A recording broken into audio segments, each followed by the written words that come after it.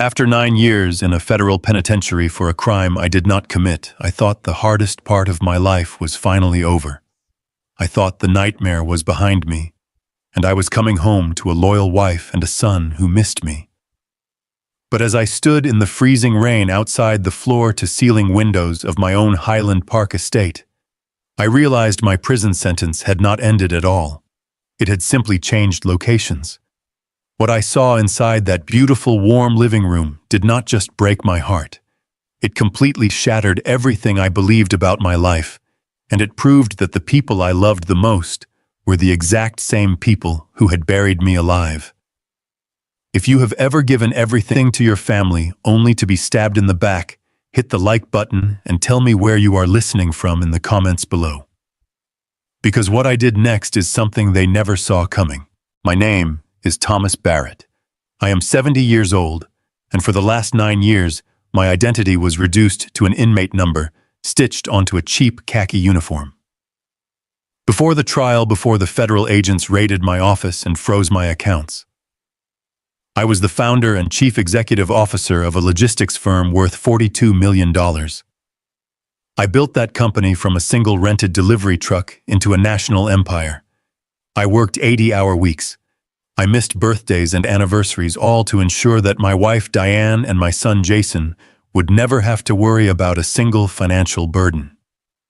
They had the luxury cars, the country club memberships, and the sprawling mansion in one of the most exclusive neighborhoods in Illinois. I lost it all when I was convicted of corporate wire fraud. The prosecution claimed I had been moving millions of dollars through offshore accounts. I knew I was innocent. I knew someone had set me up. But the paper trail was flawlessly manipulated, and the judge sentenced me to a decade behind bars. Through it all, I kept my sanity by holding on to the image of my family. Diane visited me a few times during the first year, crying through the thick glass, promising she would wait for me. My former best friend and business partner, Martin Cole, promised he would take care of them while I was locked away. I was released 3 months early due to a sudden clerical recalculation of my good behavior credits. I did not use my one phone call to tell them I was coming. I wanted it to be a surprise. I wanted to walk through that front door, wrap my arms around my wife, and finally breathe the air of a free man. I took a commercial bus from the facility, watching the gray concrete world of the prison fade into the lush, manicured suburbs of Highland Park. The autumn air was bitterly cold, biting through the thin fabric of the generic gray suit the prison had given me upon my release. I walked the last 2 miles from the bus stop. My joints ached and my legs felt heavy, but my heart was racing with pure anticipation. When I finally reached the end of my street, the house looked exactly as I remembered it. The towering oak trees, the immaculate driveway, the warm golden light spilling out from the massive windows. It was a picture of perfect domestic bliss. I walked up the driveway, but something made me stop. Maybe it was the instinct of a man who had spent a decade surrounded by predators, or maybe it was just a strange twist of fate. Instead of walking up to those grand front doors and ringing the bell, I stepped off the pavement and walked around the side of the house, moving quietly through the shadows of the tall evergreen bushes. I made my way to the backyard patio. The living room had massive glass walls that offered a perfect, unobstructed view of the inside. I stood in the dark, shivering in the cold, and looked into my home. The fire was roaring in the stone fireplace. Diane was standing by the leather sofa. She looked beautiful, hardly aged a day, wearing an elegant silk blouse and a diamond necklace that caught the firelight. But she was not alone. Standing right in front of her was Martin Cole, my best friend, the man who had stood beside me at my wedding, the man who had promised to protect my family. At first, I thought they were just having a conversation. I thought Martin was just checking in on her. But then Martin reached out. He placed his hands on Diane's waist, pulling her close. She did not pull away. She did not flinch. Instead, she wrapped her arms around his neck, stood on her tiptoes, and kissed him. It was not a friendly kiss. It was deep, passionate, and horribly familiar. It was the kiss of two people who had been doing this for a very long time. My breath caught in my throat. My hands, calloused and scarred from years of prison labor, curled into tight fists. I felt a physical pain in my chest, sharper and more agonizing than anything I had experienced behind bars. Suddenly, the living room door swung open. My son Jason walked into the room. He is 28 years old now, a grown man wearing a tailored suit holding a crystal decanter of expensive scotch. I expected him to freeze. I expected him to shout, to be disgusted at the sight of another man kissing his mother. But Jason did not even blink. He simply walked over to the home bar, poured himself a drink, and chuckled. He looked completely at ease, entirely comfortable with the grotesque scene unfolding in front of me. Martin pulled away from Diane, a smug smile plastered across his face. I pressed my ear against the cold glass. The patio doors were cracked open just enough to let the fresh air in, and their voices carried out into the night, clear and devastating. Jason took a sip of his scotch and looked at Martin. He asked if Martin had heard anything from the warden yet. He said the old man is supposed to get out sometime this week, right? Martin adjusted his expensive tie and laughed. He said yes, the prison called his office to confirm the address. Thomas gets out by Friday. But he told Jason not to worry because he had the entire situation under control. He told them to just stick to the script they practiced. Diane leaned against Martin, tracing the lapel of his suit. She asked if he was sure I was going to sign it. She asked what would happen if I got suspicious, or if I wanted to see the company books. Martin scoffed, a sound full of absolute contempt. He said I was a broken, clueless old man who just spent 9 years sleeping on a steel cot. He said I had zero leverage. He explained that when I walk through that door, they will play the grieving, supportive family. They will tell me the transition was tough. Then they will hand me the non-disclosure agreement disguised as a generous retirement package. Jason nodded, swirling the amber liquid in his glass. He said $5,000 a month to keep me quiet in a cheap apartment somewhere far away from here. He added that it should be enough for me to buy my groceries and stay out of their way. Diane asked what would happen if I refused, her voice entirely devoid of the warmth she used to reserve for me. She asked what would happen if I tried to fight for my shares. Martin said coldly that they would cut me off completely. He said they would remind me that I am a convicted felon. He promised that if I tried to step foot in Cole Global, he would personally call his contacts at the parole board and make sure I violated my terms of release.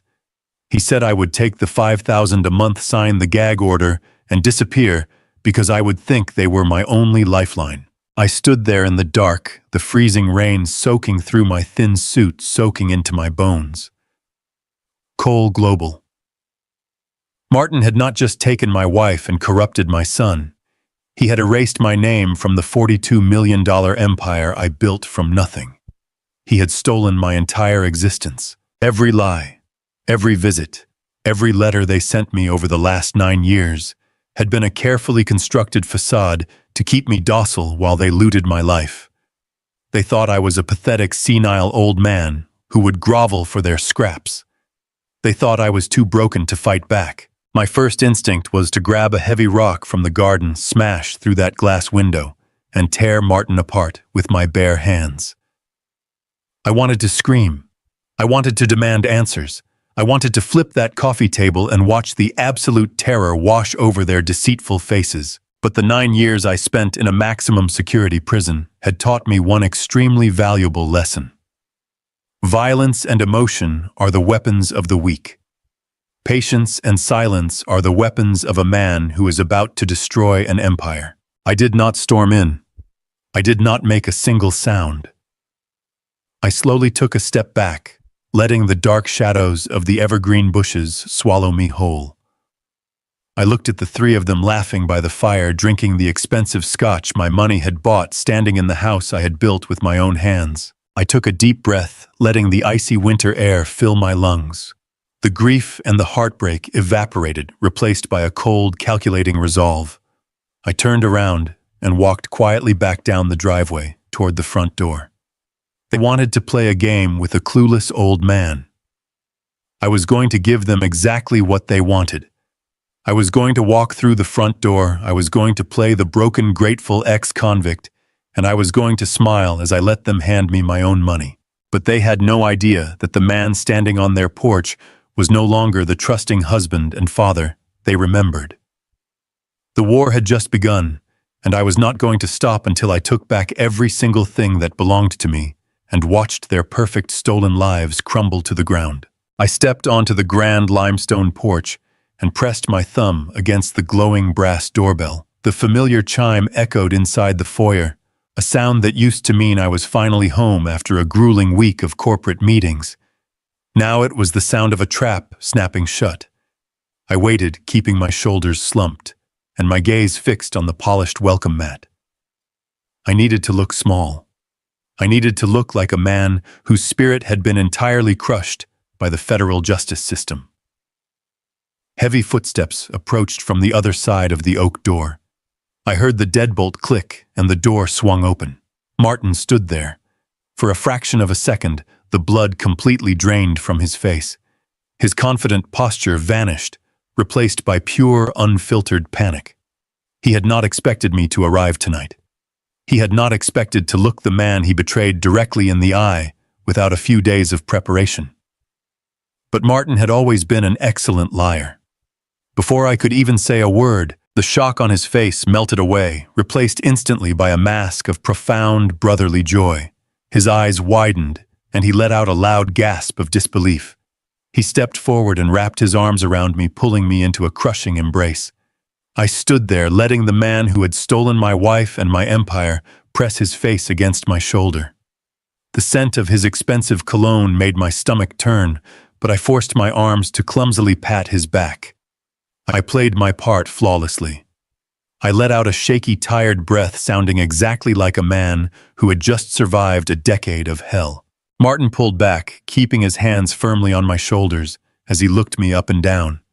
He shook his head, offering a wide, beaming smile that did not reach his cold eyes. He said he could not believe I was actually standing here. He said they were not expecting me until Friday, and that I should have called so he could send a private car to pick me up from the facility. I kept my voice weak and raspy, telling him I just wanted to get home as quickly as possible. Before he could respond, I heard the frantic click of heels rushing down the curved staircase. Diane appeared in the grand foyer. She stopped halfway down the steps, dramatically bringing both hands to her mouth. She let out a loud, theatrical sob that echoed off the vaulted ceilings. She rushed down the remaining steps, practically throwing herself into my arms. She buried her face in my cheap, damp suit and began to cry uncontrollably. Her tears soaked through the thin fabric, and she kept repeating my name over and over again. I held her, wrapping my arms around the woman I had loved since my 20s. It took every ounce of self-control I possessed not to push her away. Just 10 minutes ago, I had watched her kissing another man with absolute passion. Now she was sobbing against my chest, playing the role of the devoted, suffering wife who had waited 9 agonizing years for her husband to return. I gently stroked her hair, maintaining my fragile facade. I told her I was finally home and that everything was going to be all right now. Martin quickly ushered us out of the cold hallway and into the massive open-concept kitchen. The kitchen island was a stunning slab of imported marble glowing under the warm pendant lights. Jason was sitting on one of the leather bar stools. He looked at me, feigning overwhelming surprise, and quickly stood up to offer a stiff, awkward hug.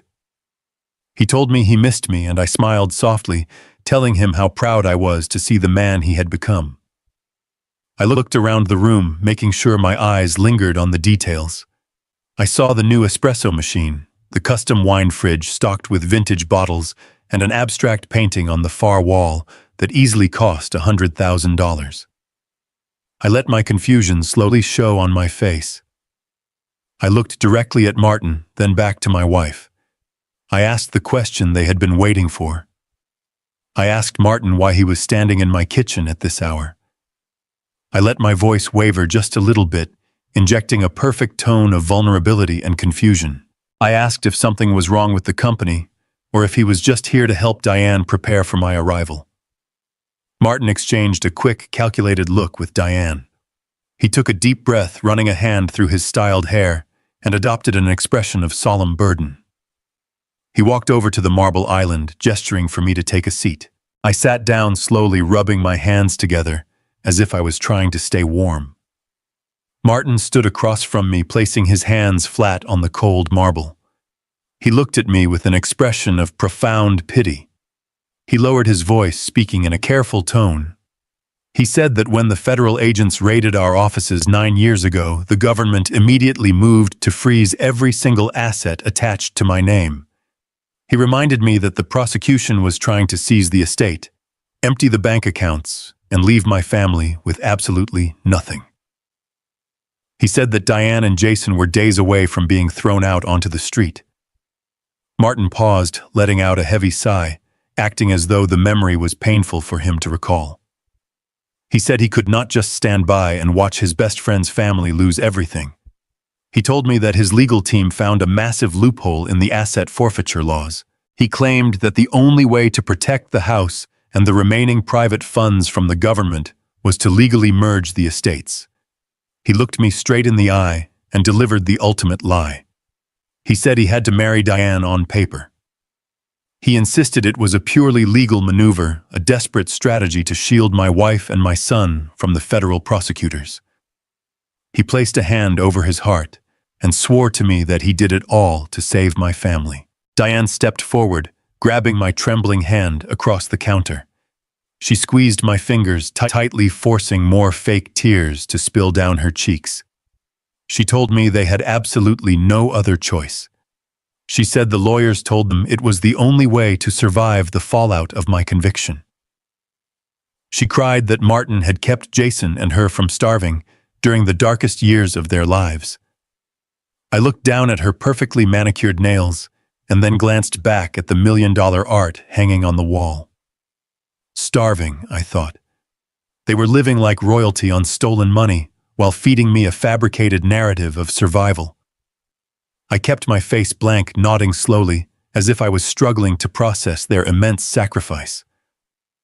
Martin then reached down and pulled a thick leather briefcase from the floor. He placed it on the marble island and unzipped it with a sharp, crisp sound. He told me that things were highly complicated now, but he promised he would never let me down. He pulled a thick stack of stapled papers from the briefcase and slid the contract across the smooth marble island toward me. I stared at the thick stack of stapled papers resting on the smooth marble island, just inches from my folded hands. The cover page bore a sleek minimalist logo that I did not recognize. It was a stylized globe wrapped in a metallic silver font. I stared at the embossed letters, feeling a cold knot form in my stomach. The company name printed at the top of the contract was Cole Global. My name had been completely erased. The legacy I had built from the ground up, the $42 million logistics empire that bore my family name, had been quietly rebranded and claimed by the man standing across from me. I kept my face perfectly neutral, letting my eyes dart across the page as if I was struggling to comprehend the complex legal jargon. Martin leaned forward, placing his elbows on the cold counter. He spoke in a slow, measured tone, like a teacher explaining a difficult concept to a slow child. He told me that he had spent the last 2 weeks negotiating with the board of directors to secure a comfortable arrangement for my return. He claimed that the board was extremely hesitant to offer any financial support to a convicted felon, but he had personally vouched for me. He pointed a manicured finger to a paragraph near the bottom of the first page. He explained that the document was a consulting retainer. He said the company was prepared to pay me $5,000 a month for the rest of my life. He promised that the money would be deposited directly into a secure offshore account, shielded from any federal inquiries. All I had to do, he explained softly, was move to a quiet, out-of-state location and enjoy a peaceful retirement. He smiled, a sickening display of false generosity, and told me that I had earned the right to finally rest. I slowly reached out and picked up the heavy document. My hands were rough and calloused from 9 years of prison labor, a stark contrast to the crisp white premium paper. I let my fingers tremble just slightly, maintaining the illusion of a broken, exhausted old man. I flipped to the second page, squinting my eyes as if the text was blurry. But my mind was sharper than it had been in a decade. I scanned the fine print with the practiced efficiency of a chief executive officer. It did not take long to see the true nature of Martin's generous offer. The document was not a consulting retainer. It was an ironclad, incredibly restrictive non-disclosure agreement. The clauses were explicitly clear. If I accepted the $5,000 a month, I would be legally bound to never speak about the company, its origins, or its current leadership. I would be prohibited from contacting any former clients, employees, or board members. Furthermore, a highly specific clause buried on page 4 stated that I forfeited any and all future claims to my original founder shares. It was a gag order designed to legally paralyze me. They were offering me pennies to surrender an empire worth tens of millions of dollars. I kept my breathing shallow and uneven, acting as though the legal terminology was overwhelming my fragile state of mind. I looked up at Martin, letting my lower lip quiver. I asked him why the contract required me to leave the state. I asked why I could not just stay here in Chicago near the company I had started. Before Martin could formulate another lie, Jason sighed heavily and shifted his weight on the leather barstool. He looked at me with an expression that dripped with condescending pity. He leaned in, adopting a tone of fake, agonizing sympathy. He told me that I needed to be realistic about my current situation. He said that the business world had moved on since my conviction, and that corporate compliance was stricter than ever. Jason looked me directly in the eyes and reminded me that I had a federal felony on my permanent record. He said that Cole Global was currently bidding on massive government contracts, and the military had absolute zero tolerance for any association with corporate fraud. He explained that if the media or the federal auditors found out that the original disgraced founder was hanging around the corporate headquarters, the government would instantly cancel every single active contract. He said the resulting scandal would bankrupt the entire company overnight. Jason shook his head, placing a comforting hand over his heart. He told me that I needed to swallow my pride and accept the reality of my circumstances. He said that Martin was doing me a massive favor by fighting the board to get me this money. He urged me to just take the cash, sign the papers, and go live a quiet, comfortable life down in Florida. He said it was the best possible outcome for everyone involved. Diane nodded vigorously from across the kitchen, wiping away her fabricated tears. She pleaded with me to listen to our son. She said they just wanted me to be safe and happy, far away from the stress of the corporate world. I looked at the three of them, absorbing the absolute magnitude of their deception. My best friend, my wife, and the boy I had raised were standing in my kitchen, casually orchestrating my permanent exile. They were completely convinced that they held all the power. They believed I was too weak, too poor, and too frightened to challenge their authority. I let a long, heavy silence fill the room. I slowly lowered the contract to the counter, letting out a defeated, hollow sigh. I reached out with a trembling hand and picked up the polished silver pen Martin had placed next to the document. I held the pen over the signature line, letting it hover there for 10 agonizing seconds. Martin held his breath, his eyes glued to the tip of the pen, silently praying for his theft to become legally binding. Just as the ink was about to touch the paper, I stopped. I let the pen slip from my fingers, letting it clatter loudly against the marble. I rubbed my eyes, pressing the heels of my palms into my face. I told them that my vision was too blurry from the long bus ride, and that the harsh kitchen lights were giving me a terrible migraine. I forced a tired, apologetic smile. I told Martin that I was incredibly grateful for his generosity, and that I fully intended to accept his offer. I picked up the printed $5,000 check he had left beside the contract and carefully folded it into my breast pocket. I grabbed the thick legal document, holding it tightly to my chest. I told them I just needed to take it with me to read over in the morning when my mind was clear and my eyes were rested. I promised I would sign every page and mail it directly to his downtown office before noon tomorrow. Martin frowned, a flash of irritation crossing his face, but he quickly masked it with a supportive nod. He patted my shoulder and told me to take all the time I needed. Jason offered another stiff, awkward goodbye, while Diane kissed my cheek, whispering that she loved me. I picked up my cheap green canvas duffel bag. I opened the door and stepped out. The act was finally over. I walked down the long, sweeping asphalt driveway of the estate, feeling the icy rain continue to soak through the thin fabric of my suit. The moment the massive wrought iron gates closed behind me with a heavy metallic thud, I let out a long, shuddering breath. The frail, broken persona I had just spent the last hour perfectly executing completely vanished. My spine straightened, my shoulders squared, and the trembling in my hands ceased entirely. I walked with the steady, measured pace of a man who knew exactly what he needed to do next. I did not look back at the glowing windows of the mansion. I had seen enough to know that the life I had left behind 9 years ago was nothing but a carefully orchestrated illusion. I walked for nearly 2 miles through the quiet, wealthy neighborhoods until I reached the main commercial road. I waited at a glowing bus stop shelter blending into the dark night until a late transit bus arrived. I paid my fare with the few wrinkled bills the prison had given me and sat in the back corner. I rode the bus out of the affluent suburbs, watching the pristine lawns fade into the grittier industrial outskirts of the city.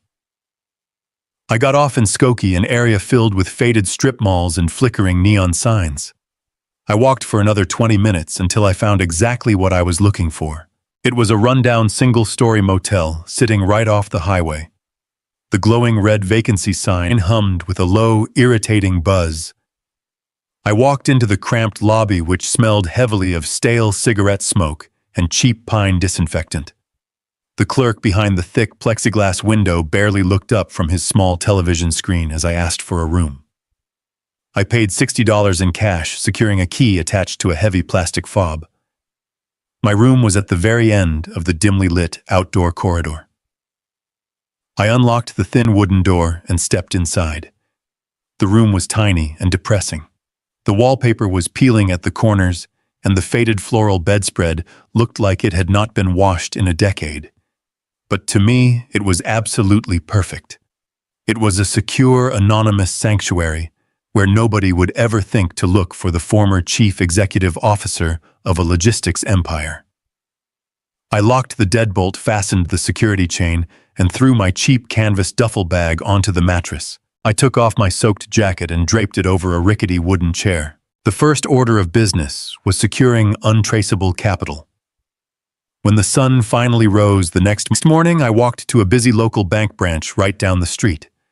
I approached the teller and presented the $5,000 check Martin had given me along with the temporary release identification the state had provided. Because the check was drawn from a premium corporate account, the teller verified the funds immediately. I walked out of this bank with $5,000 in crisp $100 bills securely tucked into my pocket. I immediately went to a massive electronics retail store a few blocks away. I paid cash for a cheap, entirely untraceable laptop, a prepaid mobile internet hotspot, and a generic burner telephone. I did not want to leave any digital footprints. I returned to my dingy motel room, locked the door behind me, and set up my new equipment on the small scratched wooden desk pushed against the far wall. I opened the laptop and connected to the prepaid internet network. My heart beat with a steady, rhythmic thud. It was time to start digging through the public records. Martin had looked me right in the eye and swore that he married Diane purely to protect the estate from the federal asset forfeiture. He claimed it was a desperate last-minute legal maneuver enacted only after I was indicted. That was the foundational pillar of his entire defense. I accessed the county property registry database. I typed in the address of my Highland Park estate. The system took a few seconds to load the extensive historical documentation of the property. I scrolled past the original purchase deed from 20 years ago, moving straight to the transaction history surrounding the time of my sudden arrest. What I saw on the glowing screen made my blood run entirely cold. According to the official county, the entire estate had not been transferred to Martin during my trial. It had not been shielded during the chaotic aftermath of my indictment. The property had been quietly and legally transferred into an irrevocable blind trust, 14 months before the federal agents ever knocked on my office doors. 14 months. I sat back in the creaking wooden chair, staring at the undeniable date stamped on the digital document. My mind raced, connecting the terrifying dots. If they transferred the house over a year before my arrest, that meant they knew the raid was coming. They had meticulously shielded their primary assets long before the federal government even opened their investigation into my company.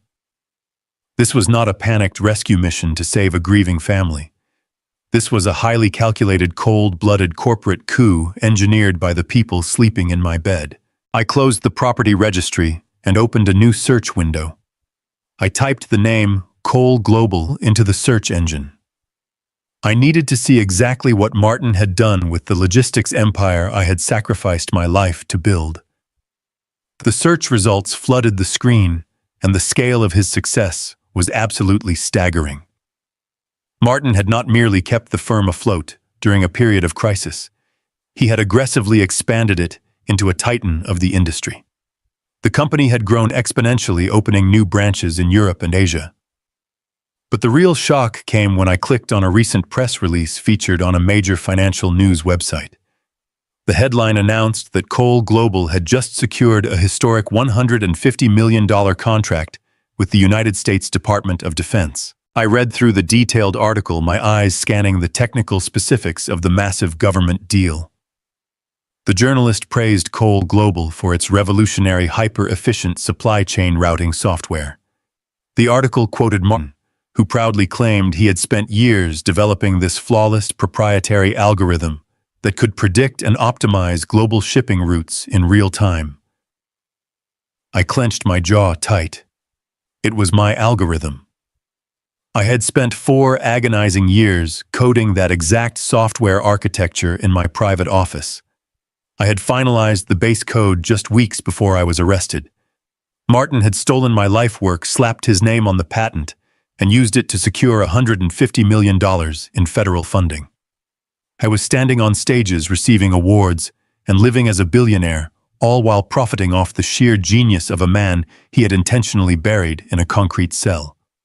He was throwing me a pathetic $5,000 monthly allowance, expecting me to quietly disappear while he cashed huge checks from the military using my stolen intellectual property. I grabbed the cheap prepaid burner phone from the desk, my fingers moving with swift, calculated precision. I needed to verify the exact timeline of their financial restructuring and test the absolute weakest link in their entire deceptive chain. I quickly texted my son Jason to meet me for private coffee. The next morning, I walked out of the subway station, blending into the rush hour crowd. My cheap suit was wrinkled, and I kept my posture deliberately hunched, projecting the image of a defeated old man.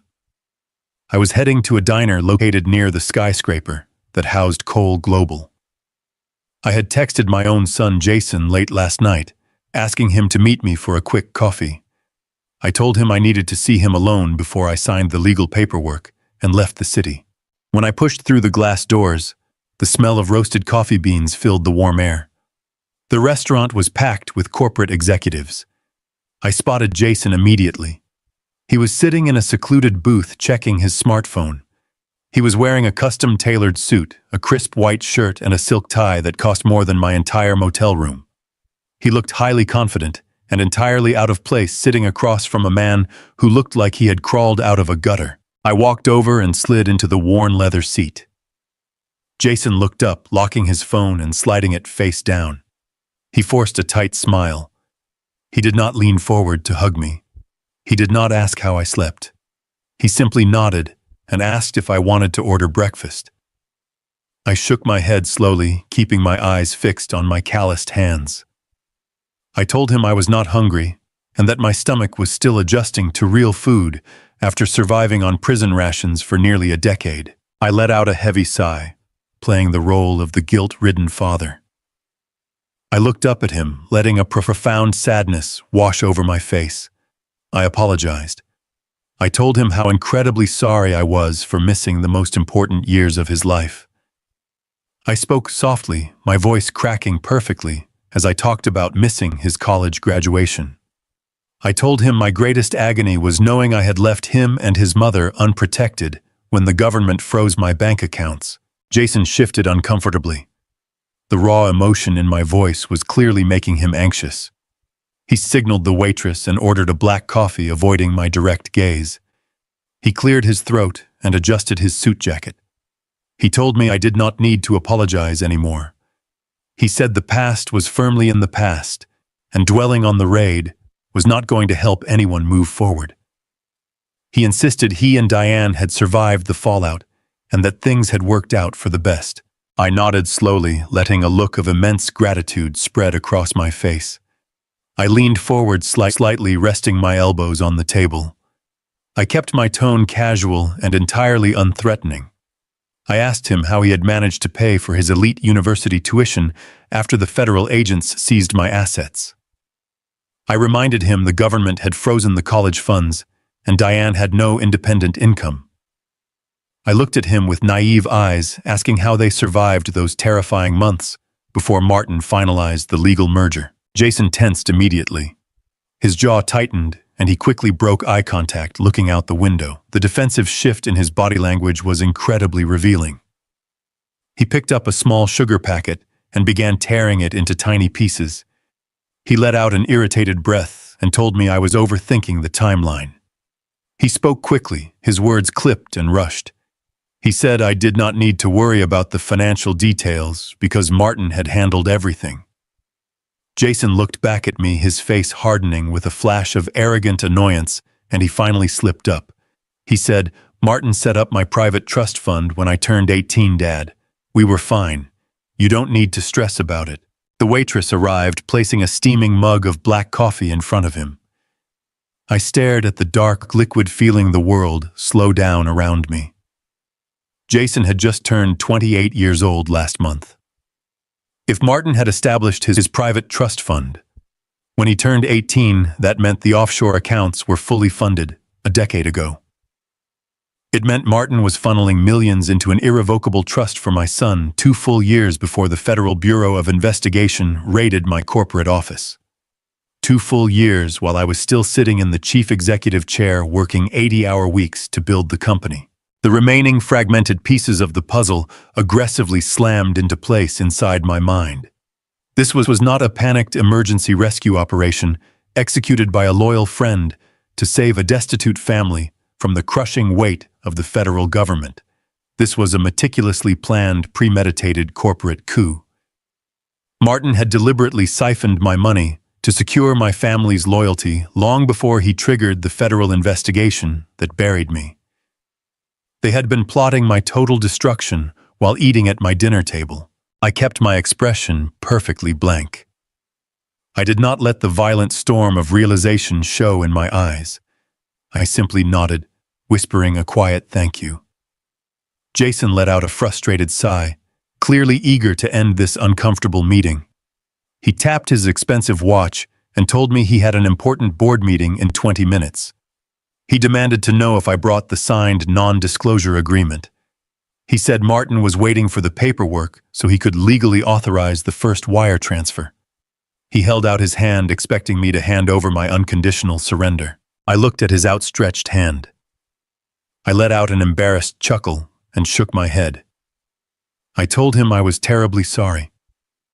I explained that I had been reviewing the complex document in my motel room last night, and my hands were shaking so badly I accidentally knocked over my coffee mug.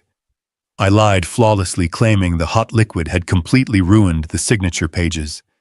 I told him the ink had smeared everywhere and the contract was unreadable. I apologized profusely, promising that if he could just print me a fresh copy, I would gladly sign it right away. Jason slammed his hand down on the table, his face flushing with furious frustration. He muttered a sharp curse under his breath, glaring at me with undisguised contempt. He called me a clumsy, useless old man, practically spitting the words across the table.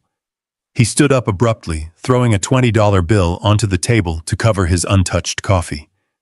He told me to stay at my pathetic motel, and that he would send a courier with a new copy of the agreement before noon. He ordered me not to leave the room, and he stormed out without looking back. I sat alone in the booth, watching my son disappear into the morning crowd. The fake, apologetic smile instantly vanished from my face. My jaw locked with a terrifying absolute certainty. I reached into the interior pocket of my cheap gray suit jacket. I pulled out the untraceable prepaid burner phone I purchased yesterday. I unlocked the device and stared at the blank dial pad. I had uncovered the undeniable proof of their premeditated conspiracy. Now I needed the ammunition to utterly destroy them.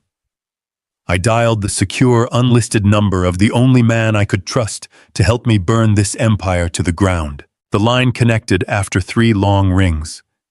The voice on the other end was gruff, gravelly, and heavy with the exhaustion of a man who had seen too many innocent people lose their lives to a broken system.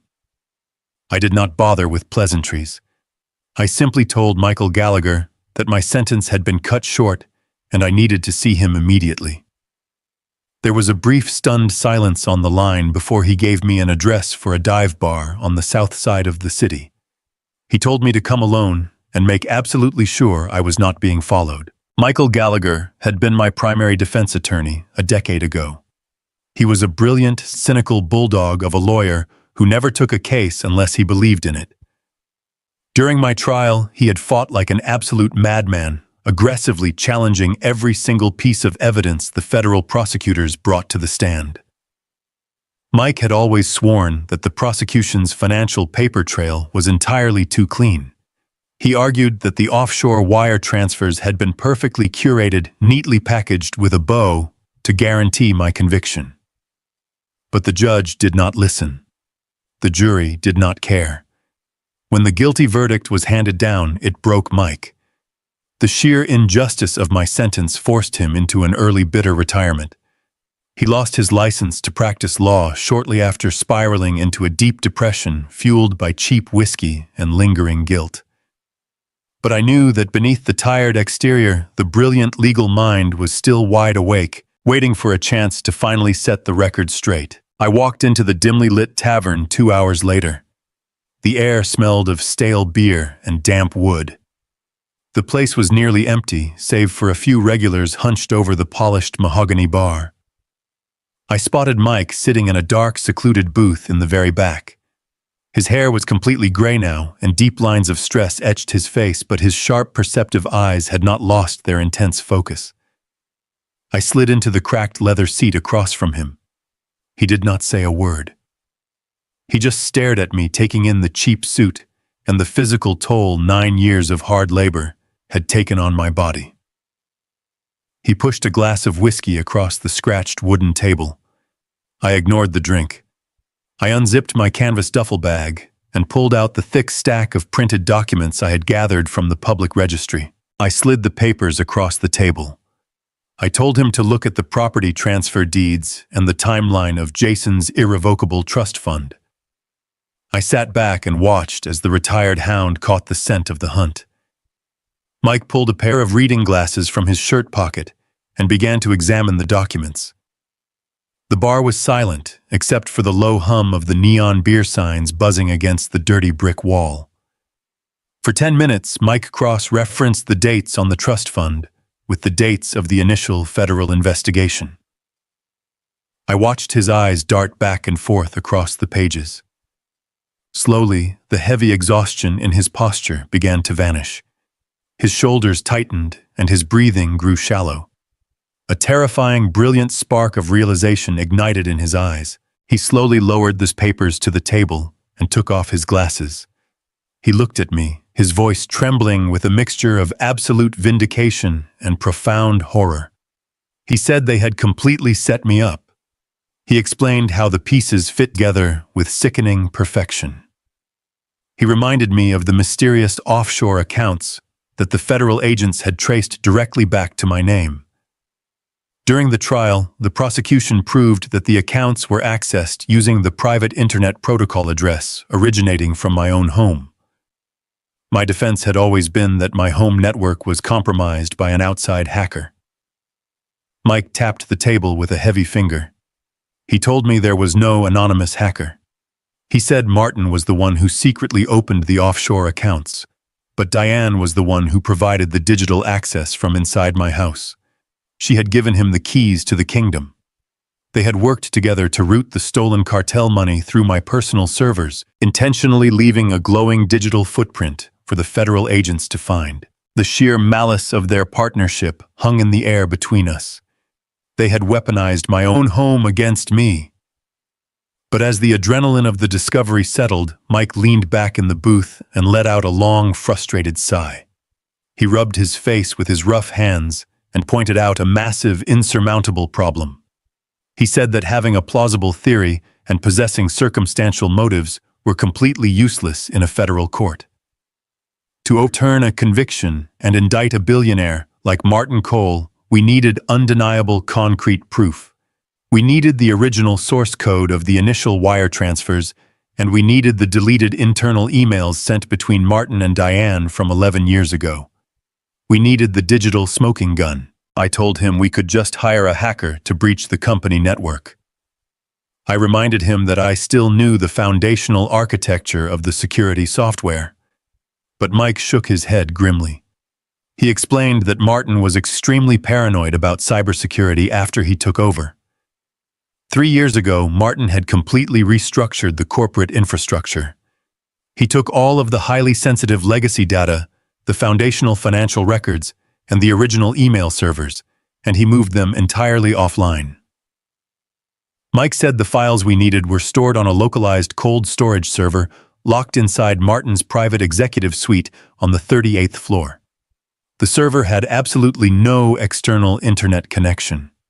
It was completely air-gapped from the rest of the world. No hacker could breach it from the outside. The only way to access that data was to physically sit at Martin's desk, bypass the biometric security, and manually plug a hard drive directly into the terminal. Mike looked at me with a grim, defeated expression. He said the building was a heavily guarded fortress. There were armed security patrols, facial recognition scanners in the elevators, and 24-hour surveillance cameras covering every single inch of the executive floor. He told me it was a total suicide mission. He said if I was caught anywhere near that building, I would violate the terms of my release and be sent right back to a maximum security cell for the rest of my natural life. He urged me to take the $5,000 a month and just walk away. He said some battles were simply impossible to win. I sat in the dark booth listening to his warnings. I looked down at my rough, scarred hands. I thought about Diane kissing Martin by the fireplace.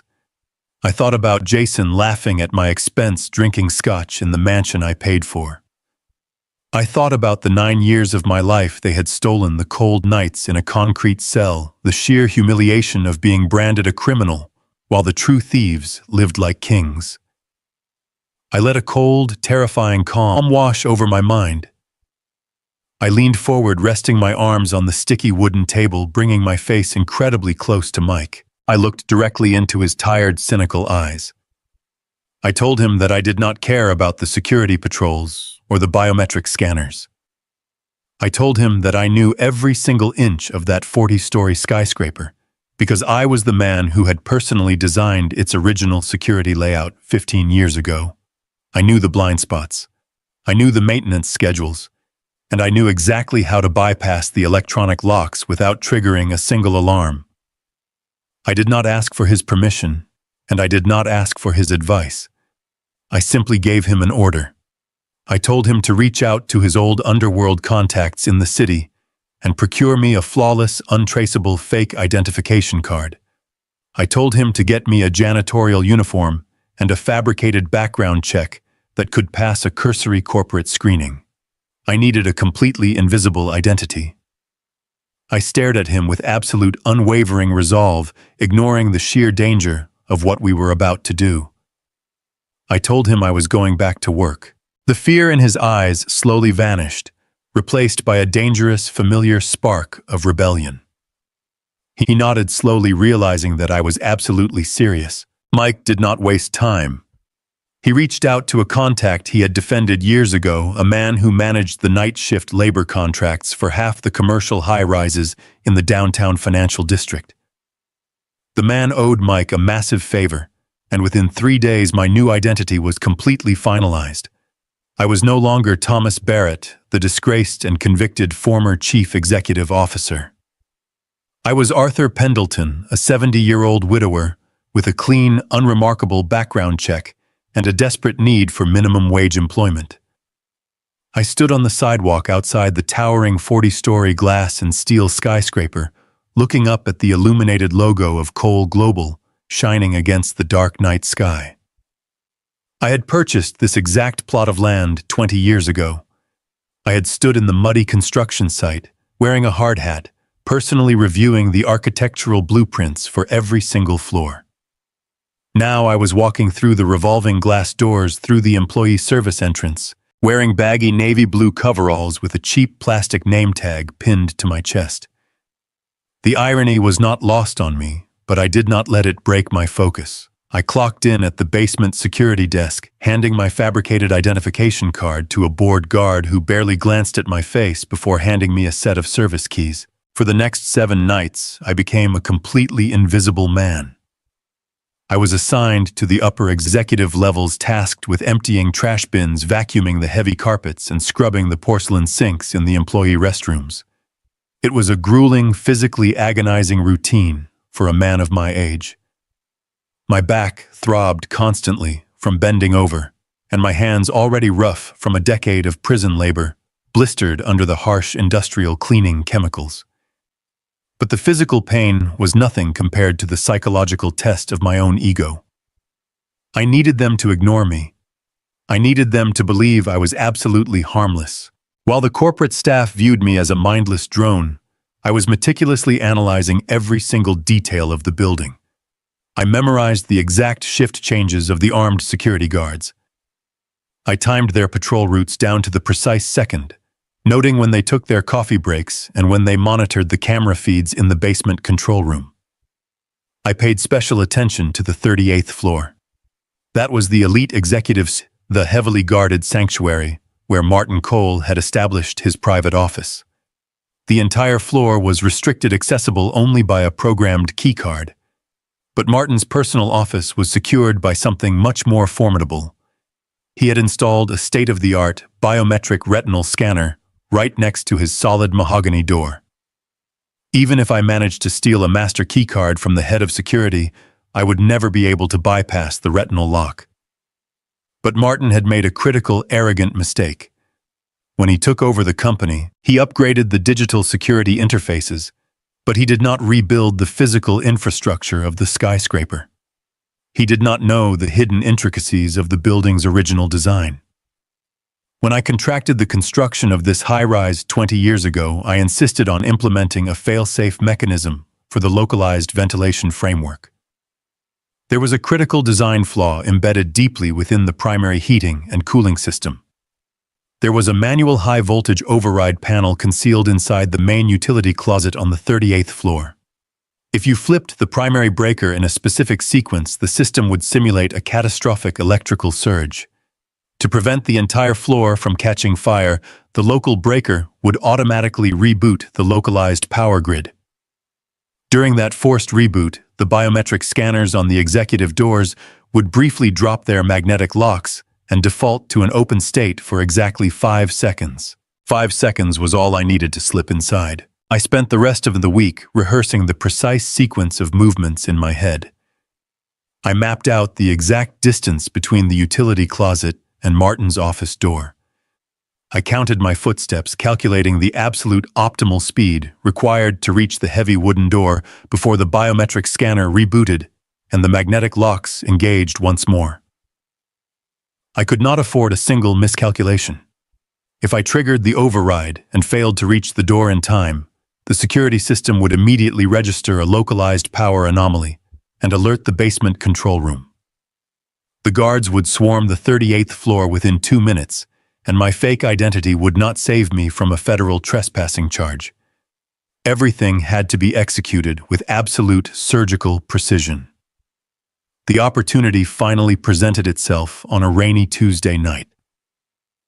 It was 2 o'clock in the morning, and the downpour pounded against the floor-to-ceiling glass windows of the skyscraper.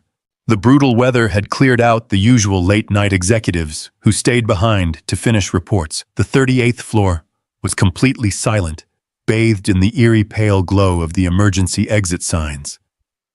I stood at the end of the long carpeted hallway, gripping the thick plastic handle of my cleaning cart. My heart hammered against my ribs with a heavy rhythmic throb, pumping pure adrenaline through my tired veins. I looked at the black dome of the security camera mounted above the elevator bank. I knew the guard in the basement monitoring room was currently on his scheduled 15-minute meal break. The camera was recording, but nobody was watching the live feed. I took a deep, steadying breath, letting the icy air fill my lungs. I pushed the heavy cleaning cart forward, the small wheels squeaking softly against the polished floor. I moved past the dark, empty cubicles, heading straight for the unmarked utility closet, located just 15 yards away from Martin Cole's private office. I reached into the deep pocket of my navy blue coveralls and pulled out a heavy metal wrench. I stepped up to the closet door, my eyes fixed on the heavy biometric lock securing the empire that had been stolen from me. The years of waiting, the years of suffering in a concrete cell, and the unbearable agony of betrayal had all led to this exact moment. It was time. The air inside the small utility closet on the 38th floor was stifling and smelled faintly of ozone and heated dust.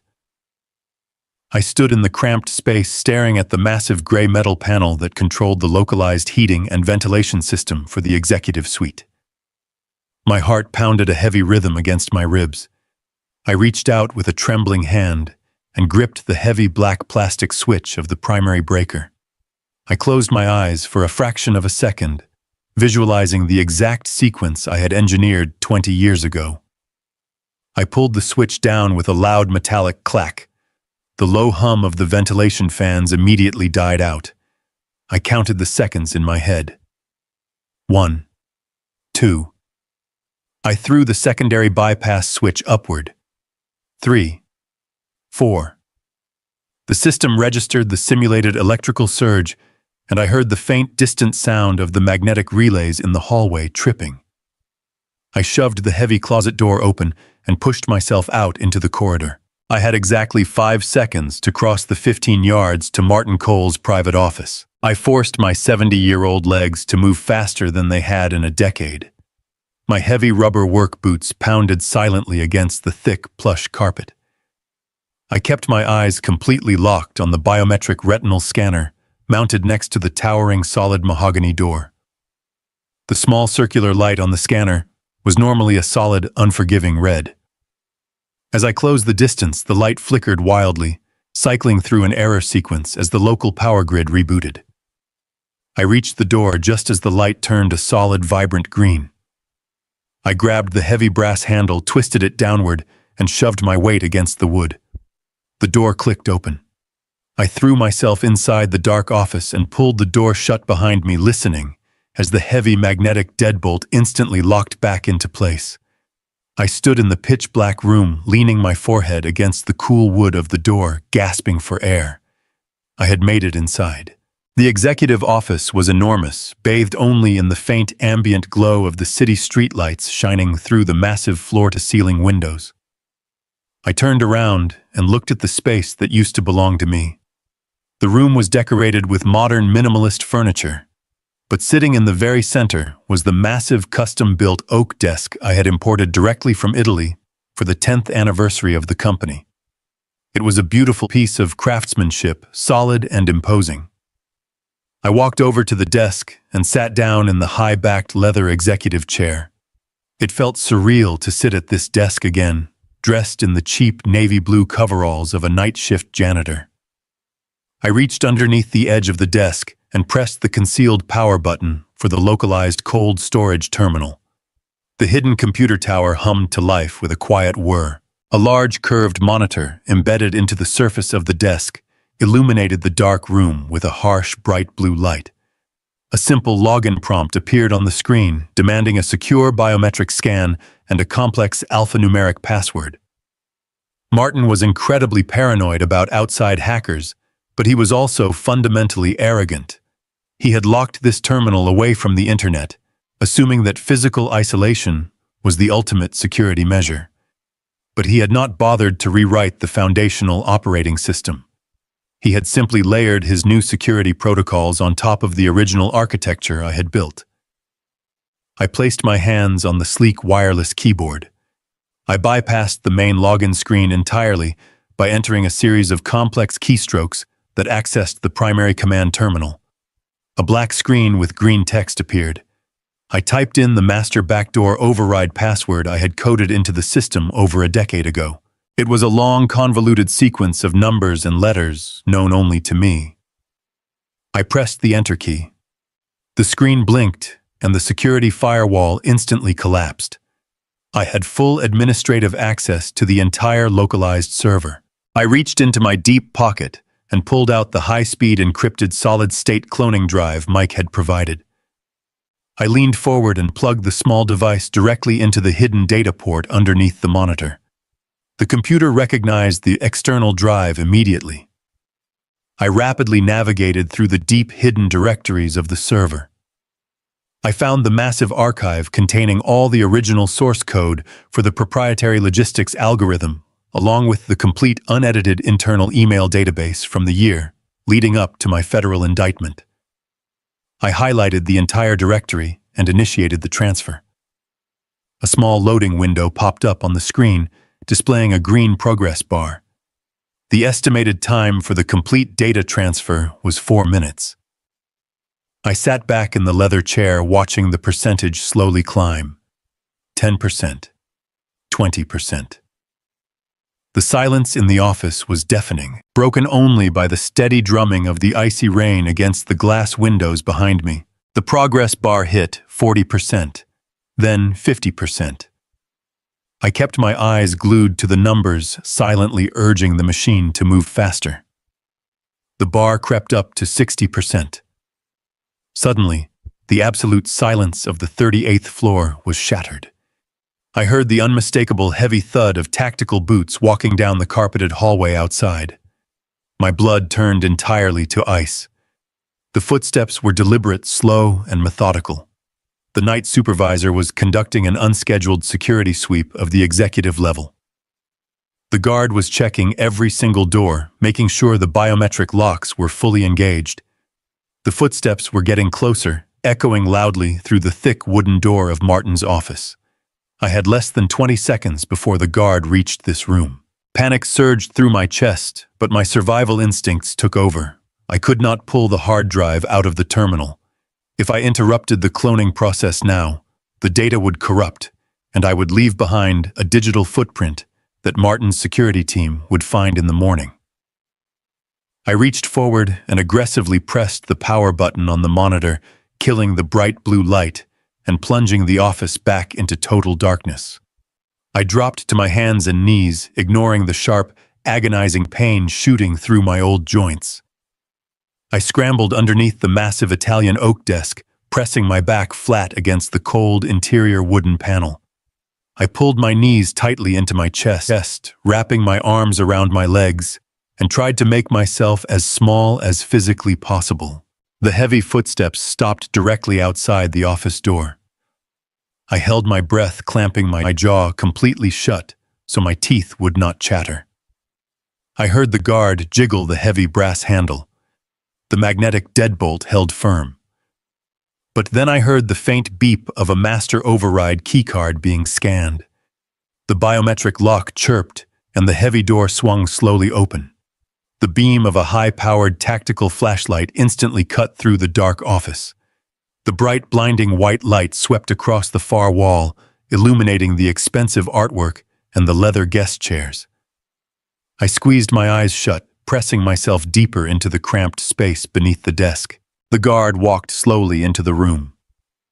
I could hear his heavy breathing and the rustle of his thick uniform fabric.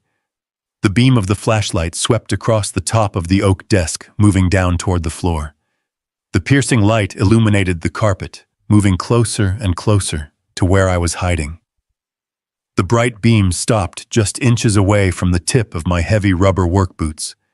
I remained completely motionless, frozen in pure terror. A single drop of cold sweat rolled down the side of my face. If the guard took one more step forward, if he angled the flashlight just a fraction of an inch lower, he would see me.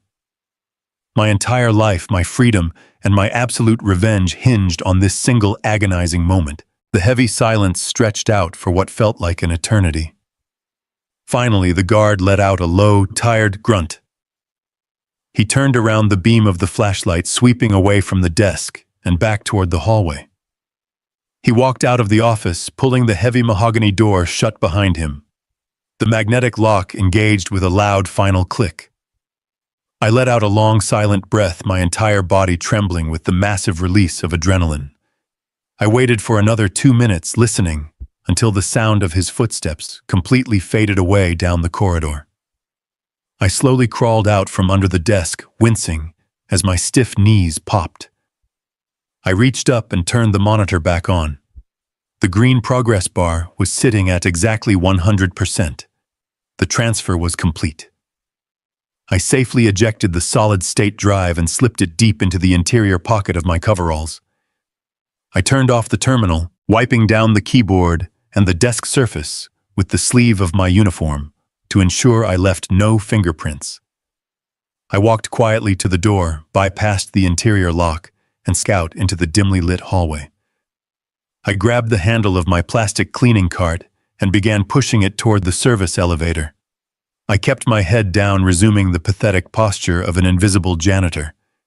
But as I rode the elevator onto the basement, a fierce, triumphant smile spread across my face. I was walking out of this building with 11 years of devastating secrets safely tucked inside my pocket. The heavy steel door of Michael Gallagher's basement office groaned as I pushed it open. The space was thick with the acrid scent of stale tobacco and old paper. Mike was sitting exactly where I had left him hours ago, surrounded by towering stacks of legal textbooks and empty coffee mugs. He looked up, his bloodshot eyes widening as he saw me walk into the dim light. I did not say a word.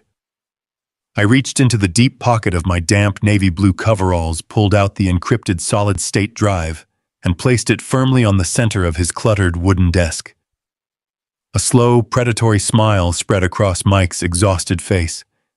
He cleared the scattered documents with a swift sweep of his arm and pulled a heavy, reinforced laptop from a locked metal drawer.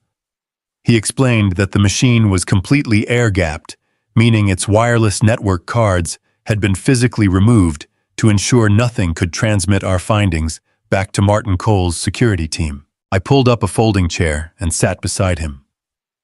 My muscles ached fiercely, and the adrenaline that had fueled my escape from the skyscraper was rapidly fading, leaving behind a deep, hollow exhaustion.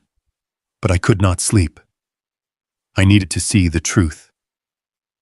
Mike plugged the drive into the secure terminal. A prompt appeared on the screen requesting the decryption key. I leaned forward and typed in the master override sequence. The system accepted the credentials, unlocking the vast hidden archives of Cole Global. We were looking at a massive digital graveyard containing over a decade of erased corporate history. Mike cracked his knuckles and immediately began writing a search script to filter the internal communications.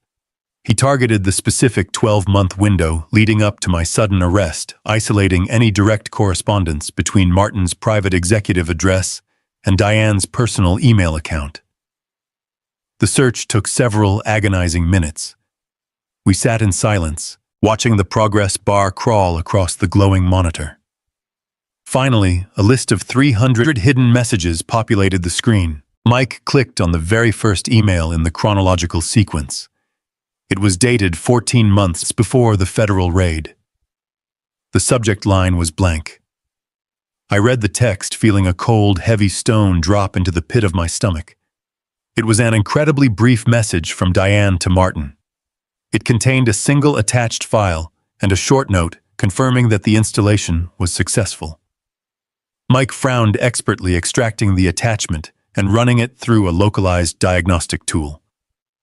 He let out a sharp, bitter breath and rubbed the back of his neck. He told me the file was an executable payload for a highly sophisticated keylogger. Diane had secretly downloaded malicious surveillance software directly onto my private home computer. Every single time I logged into my secured banking portals from my home office, the keylogger captured my keystrokes and transmitted my master passwords straight to Martin. The sickening reality of their operation began to take shape right in front of my eyes. We opened the next batch of emails, moving closer to the date of my federal indictment. The messages painted a flawless, horrifying picture of their corporate coup. Martin had used my stolen credentials to access my private offshore emergency accounts. He systematically routed millions of dollars of illicit cartel money through my personal servers, intentionally leaving a massive, undeniable digital footprint tied directly to my residential internet protocol address. He was not just stealing my wealth. He was meticulously framing me for international money laundering. Diane was his active, willing accomplice. She had provided him with my personal schedule, letting him know exactly when I would be out of the house so he could initiate the fraudulent transfers without triggering my immediate suspicion. They had weaponized the sanctity of my own home. They had turned my private sanctuary into a staging ground for my complete destruction. I sat rigidly in the folding chair, my hands gripping the edge of the desk, so tightly my knuckles turned entirely white. I thought about the thousands of nights I had spent lying awake in a concrete cell, agonizing over how the federal agents had built such a perfect case against me. I had blamed myself. I had agonized over invisible hackers and theoretical security breaches. But the enemy had been sleeping in my bed every single night. Mike continued to scroll through the decrypted inbox, his face growing paler with every passing second. He clicked on an email dated just 3 weeks before the Federal Bureau of Investigation kicked down my front door. The message was sent by Diane. I leaned closer to the monitor, reading the words my wife had typed while I was sitting across the hall in our dining room. She wrote to Martin, telling him to make absolutely sure the federal prosecutor pursued the maximum possible sentence. She explicitly stated that if I received anything less than 5 years behind bars, I would eventually get out and launch a massive legal battle to reclaim my assets. She told Martin to make it 10. She demanded a decade of my life. She wanted me locked away in a cage long enough for her to completely liquidate my estate and disappear into her stolen luxury. Reading those words fundamentally destroyed the very last illusion I harbored about my marriage. The woman I had loved, the woman I had worked 80-hour weeks to provide for, did not just want my money. She wanted me dead in a cell. She had actively advocated for my prolonged suffering just to ensure she could keep her country club memberships and her imported sports cars. The profound, unfathomable cruelty of her request extinguished any lingering trace of mercy left inside my soul. The silence in the basement was suffocating. I felt completely hollowed out, as if a vital piece of my humanity had been surgically removed. But there was no time to mourn. Mike was still navigating through the complex directory of stolen files.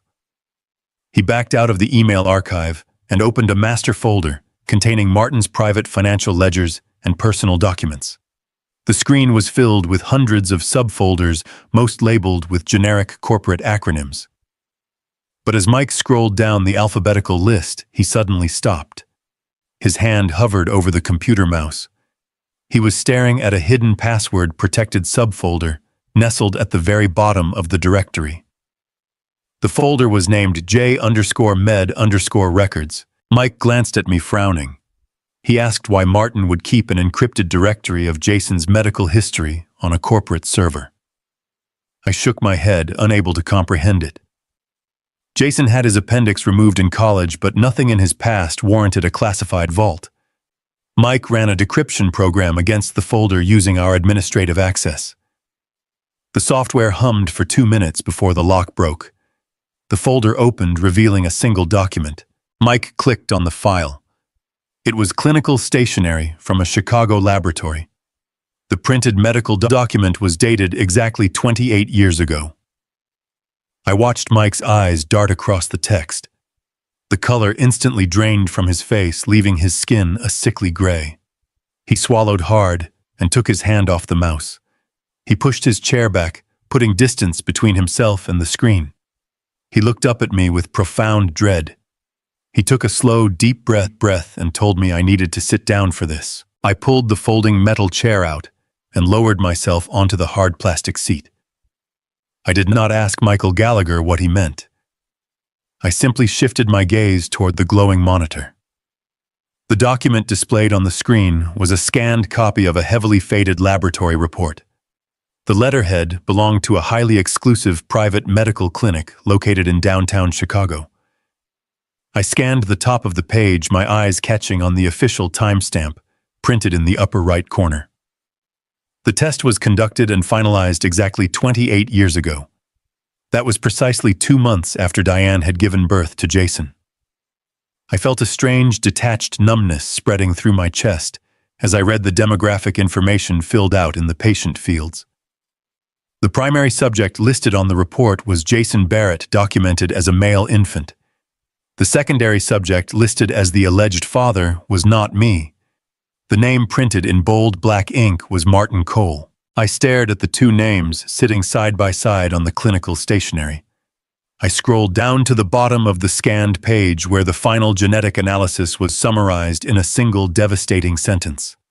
The report concluded that the probability of paternity was 99.9%. Jason was not my son. He never was. The boy I had proudly brought home from the hospital, the boy I had given my last name, was the biological product of a secret affair between my wife and my best friend. The timeline of their betrayal expanded dramatically in my mind, stretching far beyond the corporate coup that sent me to federal prison. Diane and Martin had not just conspired to steal my money 9 years ago. They had been sleeping together for 30 years. Their deception had started long before the logistics company ever became a massive success. They had built an entire parallel life right behind my back, using me as a convenient, hard-working shield to fund their luxurious, parasitic existence. The sheer suffocating weight of 3 decades of lies crushed down on my shoulders. A flood of cherished family memories rushed into my mind, but they were no longer beautiful. They were entirely tainted, poisoned by the vile reality of what I was looking at on the screen. I remembered staying awake for 3 consecutive nights, when Jason was a toddler, gently nursing his severe fevers, while Diane claimed she was too exhausted to help.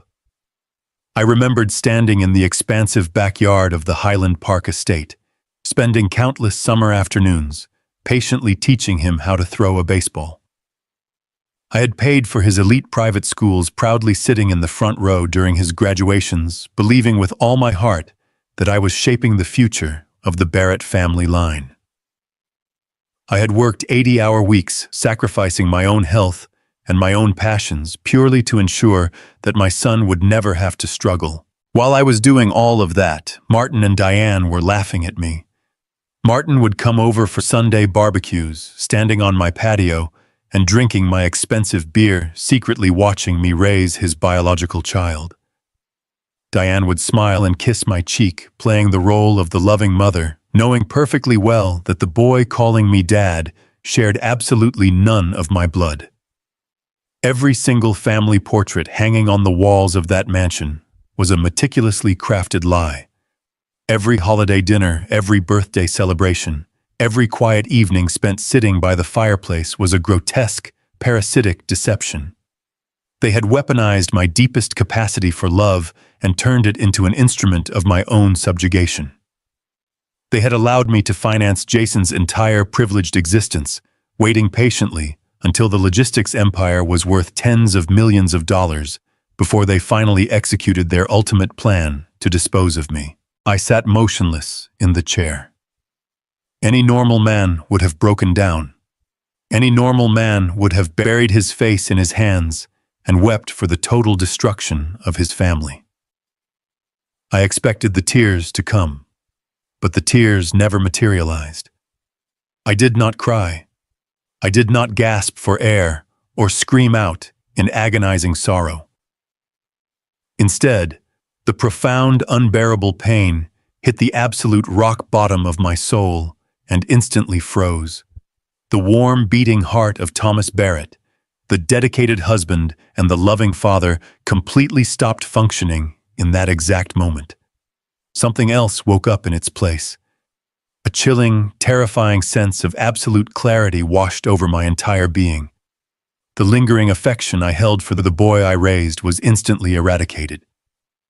Jason was not an innocent victim in this. He had sat in the diner just hours ago, treating me like a pathetic burden, completely loyal to the man who had funded his lavish trust account with my stolen money. The magnitude of their collective theft was incomprehensible. They had not merely stolen my company, my assets, and my freedom. They had stolen my fatherhood. They had stolen my youth. Every drop of sweat I poured into building my legacy had been secretly harvested by parasites who viewed me as nothing more than a highly efficient machine. Diane's demand for a 10-year prison sentence finally made perfect sense. She did not just want me out of the way to enjoy the money. She needed me permanently silenced, so I would never have the opportunity to uncover the deeply buried medical records that proved her lifelong infidelity.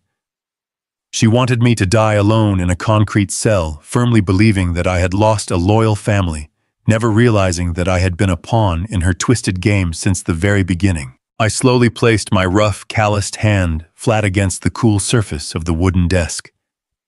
My mind was driven by a dark, relentless purpose. I realized that my entire perspective on justice had fundamentally shifted in the span of 5 minutes. An hour ago, my primary objective had been gathering enough evidence to clear my name, reclaim my stolen shares, and secure a comfortable financial future.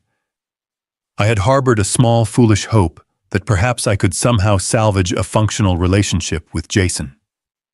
That pathetic, weak version of myself was officially dead. I no longer cared about simply getting my money back. Reclaiming my corporate empire was no longer the ultimate goal. It was merely the first necessary step in a much grander, far more destructive campaign. I turned my head and looked directly at Michael Gallagher. He sat perfectly and completely still in his worn leather desk chair, watching me with deep concern and quiet anticipation. He knew the devastating impact of the document on the screen, and he was waiting for me to shatter into a million pieces. I did not blink. I stared into his tired, cynical eyes with an expression of absolute, terrifying resolve. I kept my voice incredibly low, speaking with a smooth, dangerous calm that seemed to lower the temperature in the smoky basement office.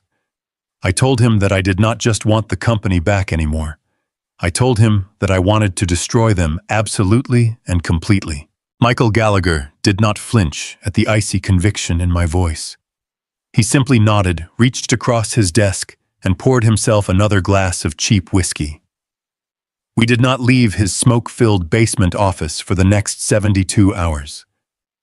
The air inside the room grew incredibly heavy and stale, thick, with the distinct smell of old legal paper and bitter, dark roasted coffee. Despite the grueling physical toll of our prolonged isolation, neither of us felt the slightest desire to sleep. My mind was operating on a level of pure, unadulterated focus that I had not experienced since my early days of building the company. We were no longer planning a standard civil lawsuit. Filing a conventional grievance in a corporate court would only give Martin Cole the opportunity to hire armies of expensive defense attorneys. It would allow him to drag the proceedings out for years while he quietly moved his stolen assets into untouchable offshore accounts. I did not want a quiet settlement. I wanted total, absolute annihilation. We needed a weapon that would bypass the traditional legal system entirely and strike directly at the very foundation of his illegitimate empire. I had spent 9 years locked in a cage, stripped of my dignity, name, and freedom. I had endured the brutal, soul-crushing reality of maximum security confinement, while the architects of my misery slept comfortably in silk sheets. They thought they had successfully buried a weak, trusting fool. They did not realize that the immense pressure of their betrayal had forged me into something entirely different. We were going to dismantle their perfect lives piece by piece, leaving them with absolutely nothing but the horrifying realization of their own catastrophic failure. On the crisp morning of the second day, Mike pulled a heavy dust-covered cardboard storage box from the very bottom shelf of his filing closet. It contained the original foundational legal documents from the creation of our logistics firm over 30 years ago. I watched closely as he carefully smoothed out the yellowed typewritten pages of our initial limited liability company charter. I had meticulously drafted that specific document myself when Martin and I first went into business together. Back then, I was a young, highly cautious entrepreneur who desperately wanted to ensure that my intellectual property would always remain protected from corporate espionage or internal sabotage.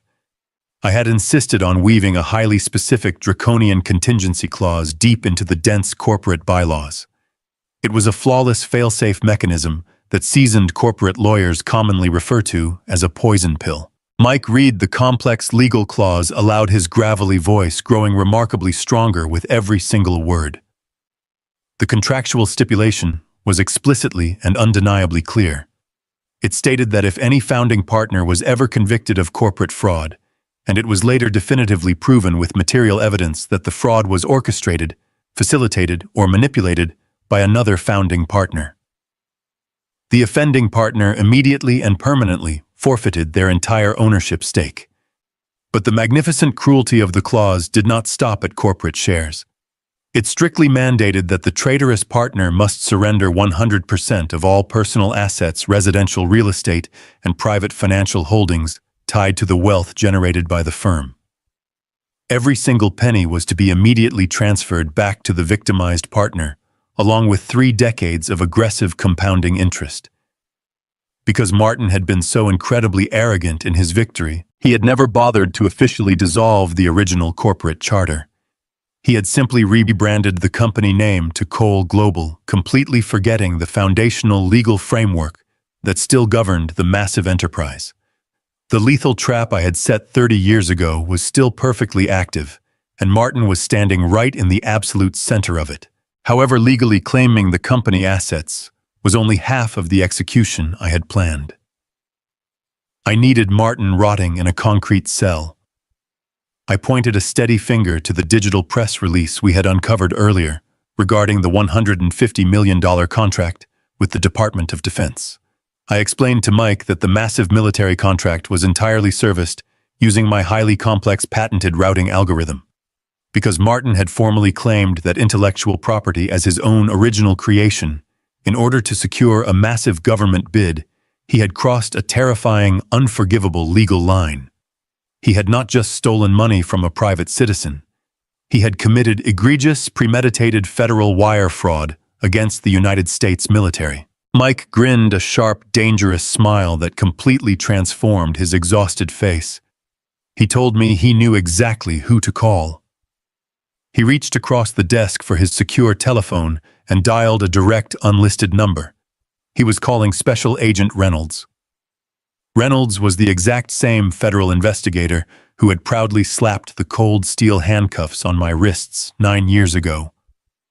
Over the long years, Reynolds had quietly expressed deep doubts about the pristine nature of the evidence in my case to his colleagues, harboring a profound professional guilt over how quickly the prosecution had pushed for a secure conviction.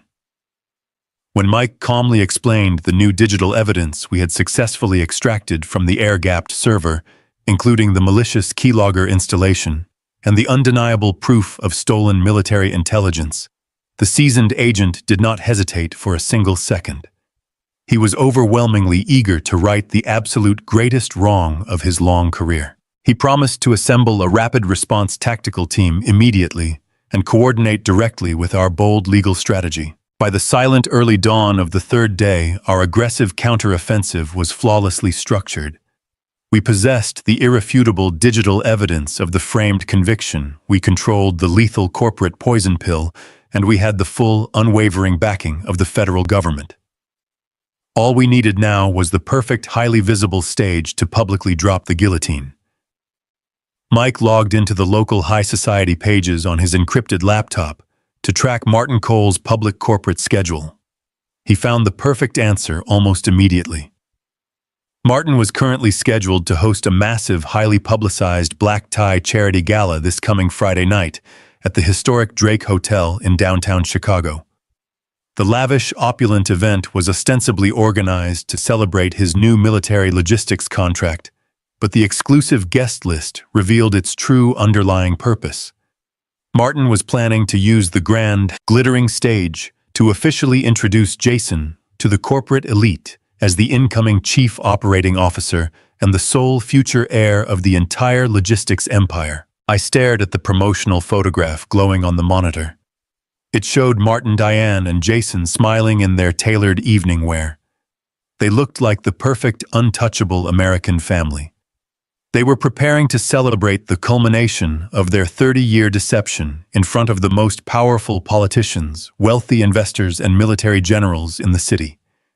It was the pinnacle of their arrogance. I stood up from the folding chair, my muscles stiff from the cold room, but my spirit feeling entirely unbroken. I looked at the photograph one last time, feeling a dark anticipation settle within my chest. They wanted a public coronation to validate their stolen kingdom. I was going to give them a public, completely devastating execution that they would remember for the rest of their miserable lives. Friday evening, inside the grand ballroom of the historic Drake Hotel radiated unimaginable opulence. Crystal chandeliers cast brilliant light over hundreds of Chicago's elite. State senators and military generals mingled across the polished marble floor. Waiters circulated carrying silver trays of premium champagne. A live jazz orchestra played an elegant melody. I stood in the shadowed alcove of the grand foyer, watching the event unfold through the crack of the mahogany doors. Martin Cole stood at the center podium on the raised main stage. He basked in the adoration of the crowd, adjusting his silk bow tie with a satisfied smile. He prepared to deliver his keynote address, ready to publicly claim credit for the military contract my stolen algorithm had secured. Sitting at the prestigious head table below the stage was Diane. Draped in a stunning velvet gown, her neck adorned with flawless diamonds my stolen money had purchased, she looked like a triumphant queen taking her throne. Standing nearby was Jason. Wearing a tailored tuxedo, he confidently schmoozed with older defense contractors.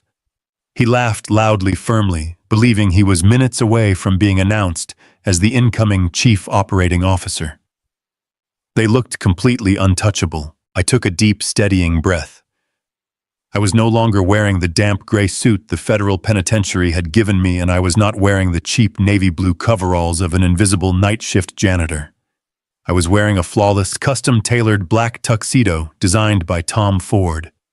The sharp cut of the fabric accentuated my posture, making me look significantly more imposing than the broken old man they had laughed at in their kitchen. I adjusted my pristine silver cufflinks, feeling the heavy weight out of absolute authority return to my shoulders. Standing immediately to my right was Michael Gallagher. The retired bulldog of a defense attorney had traded his rumpled trench coat for a sharp charcoal suit. A fierce, predatory grin was etched onto his weathered face. He vibrated with the thrill of the incoming slaughter. Standing directly behind us, forming an impenetrable wall of federal authority, were 4 stone-faced agents from the Federal Bureau of Investigation. Special Agent Reynolds stood at the center. His expression was rigid, his jaw locked tight with grim determination to execute the federal warrants tucked inside his breast pocket. He gave me a single sharp nod of confirmation. The trap was fully primed. It was time to pull the lever. I reached out and firmly pushed the mahogany doors wide open. The thick wood swung outward with a loud thud that echoed sharply. I stepped directly into the brilliant light of the grand ballroom, flanked by Mike and the wall of federal agents. The overwhelming presence of our arrival created an immediate physical ripple through the dense crowd. The elegant melody of the jazz orchestra screeched to a sudden jarring halt as the conductor noticed the federal windbreakers stepping into the room. A heavy, suffocating silence instantly descended upon the massive ballroom. The lively hum of hundreds of overlapping conversations died out in a matter of seconds. The sea of wealthy elites, politicians, and military generals physically parted in front of me, stepping back to create a wide, clear path leading straight toward the main stage. The primal human instinct to step away from incoming destruction commanded their movements. I kept my gaze locked dead ahead, staring directly at the head table. Diane turned her head toward the entrance, annoyed by the sudden interruption. The moment her eyes locked onto my face, the haughty, arrogant smile completely vanished from her lips. The color instantly drained from her manicured face, leaving her skin a ghastly, chalky white. She let out a sharp, breathless gasp of pure terror. Her hands began to tremble so violently that the delicate crystal champagne flute slipped right through her fingers. The expensive glass hit the polished marble floor and shattered into 100 glittering pieces, the sharp breaking sound echoing loudly across the silent room. She stared at me, completely paralyzed by the impossible sight of the man she thought she had permanently discarded. Up on the raised stage, Martin physically stumbled backward. The confident posture of a triumphant billionaire evaporated in a fraction of a second. He aggressively gripped the edges of the wooden podium, his knuckles turning stark white as he desperately tried to keep his balance. His face turned a sickly ashen gray. His mouth opened and closed several times, but he could not force a single word through his vocal cords. He stared at the 4 federal agents standing directly behind me, his eyes widening in absolute horrific realization. He knew instantly that his meticulously constructed empire was collapsing right in front of him. However, Jason did not grasp the severe, catastrophic reality of the situation. He was too deeply blinded by his own profound arrogance and massive sense of entitlement to understand the lethal danger walking toward him. He saw me stepping into the ballroom, and his face immediately contorted into a mask of furious, undisguised rage. He slammed his glass of bourbon down onto a nearby cocktail table, ignoring the military generals he had been trying to impress just moments ago. He aggressively stepped forward, blocking the center aisle, firmly believing he still held all the power. His voice boomed across the silent ballroom, dripping with contempt and furious indignation. He demanded to know what I thought I was doing, crashing his private corporate event. He shouted my name with absolute disrespect, dropping the facade of a loving son. He wildly waved his hand in the air and loudly ordered the hotel security team to immediately remove the trespassing felon from the premises. 4 muscular private security guards, dressed in black suits, quickly stepped out from the perimeter of the ballroom. They moved aggressively toward the center aisle, fully intending to grab my shoulders and physically drag me out the heavy doors. They took exactly 3 steps before Special Agent Reynolds smoothly stepped in front of me. Reynolds did not shout. He did not draw a weapon. He simply reached into his jacket pocket and flipped open his leather wallet, revealing the shining gold badge of the Federal Bureau of Investigation. He looked directly at the lead security guard and softly advised them to stand down immediately unless they wished to be arrested for interfering with an active federal operation. The 4 private guards froze instantly, raising their hands in compliance, and quickly backed away into the shadows. Jason stood completely frozen in the center of the aisle, his arrogant bravado instantly shattering as the horrifying reality of the federal badges registered in his mind. He slowly took a step backward, his mouth falling open in silent shock. I did not look at him. I did not waste a single word on the boy who had gladly lived off my stolen wealth. I walked straight past him, leaving Jason trembling in the crowd. I approached the velvet-lined stairs leading to the main platform. Every single eye in the grand ballroom was fixed on me. I calmly climbed the steps, the fabric of my custom tuxedo moving with quiet, lethal elegance. I stepped up to the wooden podium. Martin was visibly hyperventilating, his eyes darting frantically around the room, searching for an exit that did not exist. I looked into his terrified eyes with absolute freezing calm. I reached out my hand, perfectly steady, and firmly took the microphone directly from his violently trembling fingers. I adjusted the heavy microphone stand, bringing it closer to my mouth. The screech of audio feedback pierced the dead silence of the ballroom, causing several prominent politicians to visibly wince. I looked out over the sea of bewildered faces. Hundreds of the most powerful individuals in Chicago stared up at me, their champagne glasses frozen in midair. I let the silence stretch for 5 agonizing seconds, commanding the attention of every person in the room.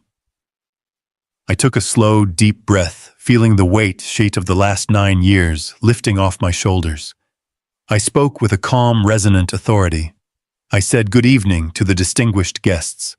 I formally introduced myself as Thomas Barrett, the true founder of the logistics empire they were celebrating tonight. Shocked whispers rippled through the crowd. I turned my head slowly, locking my eyes onto Martin Cole.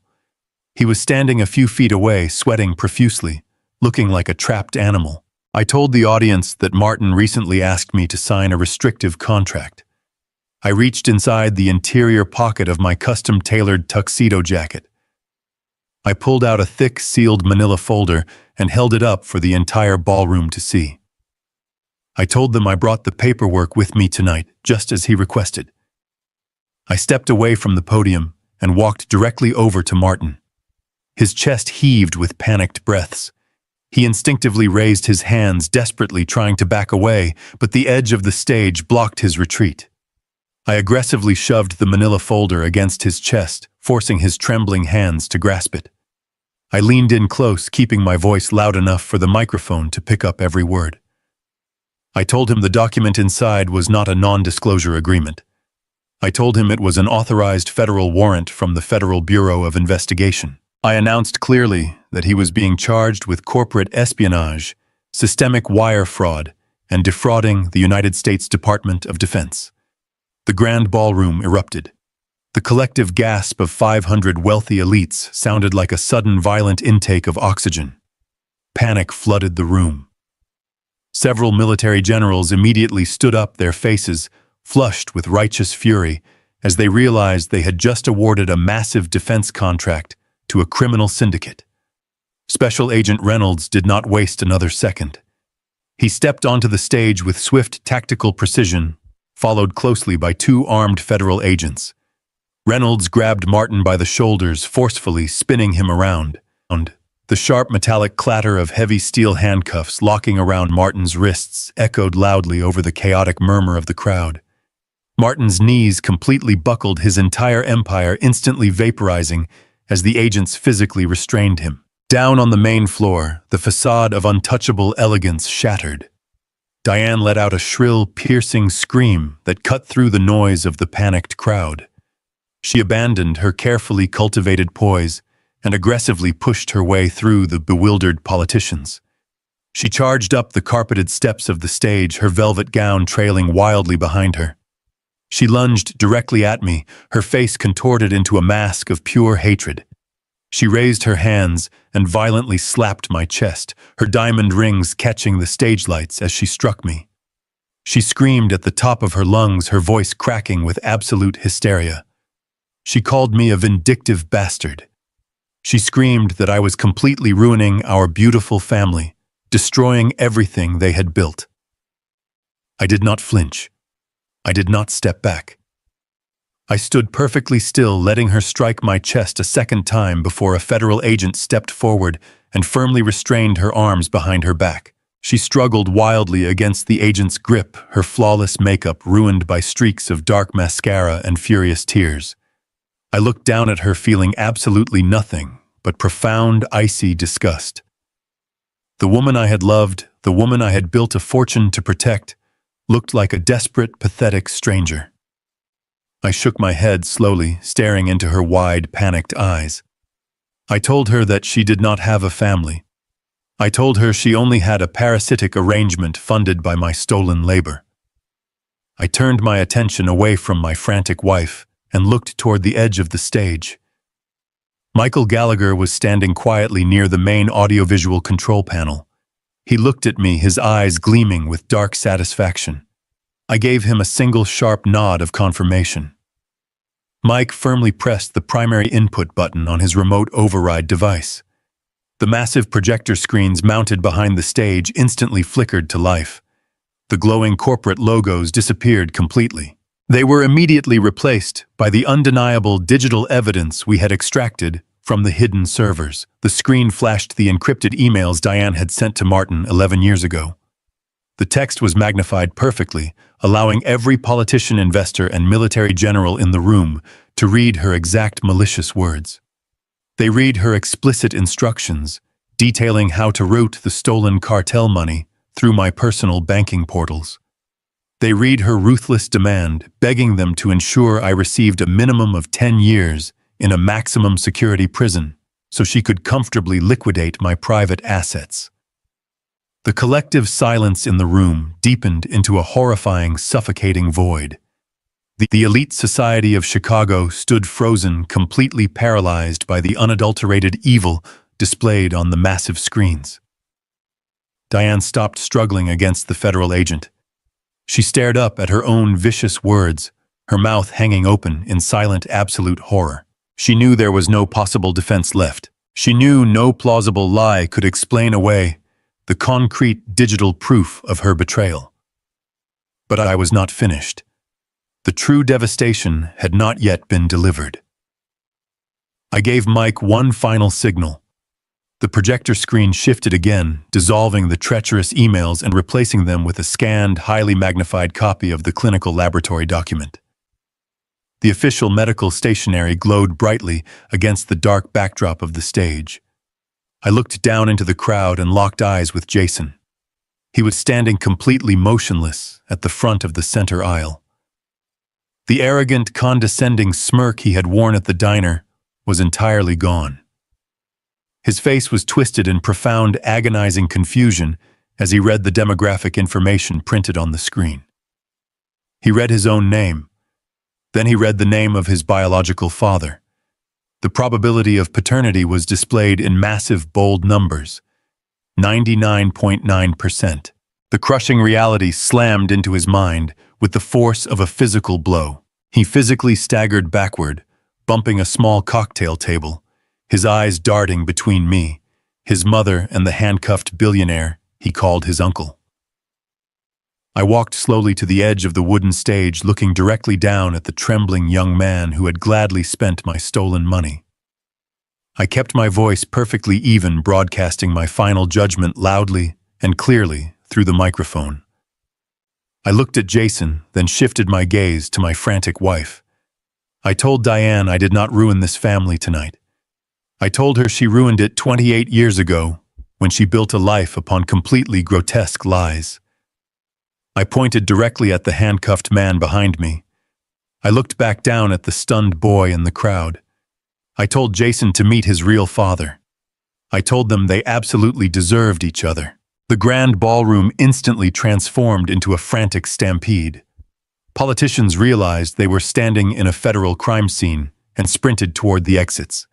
A state senator shoved through bewildered guests, barking orders into his phone to distance his campaign from our logistics firm. Military generals quickly grouped together, furious, as they ordered aides to contact the Pentagon. They knew federal auditors would arrive by morning.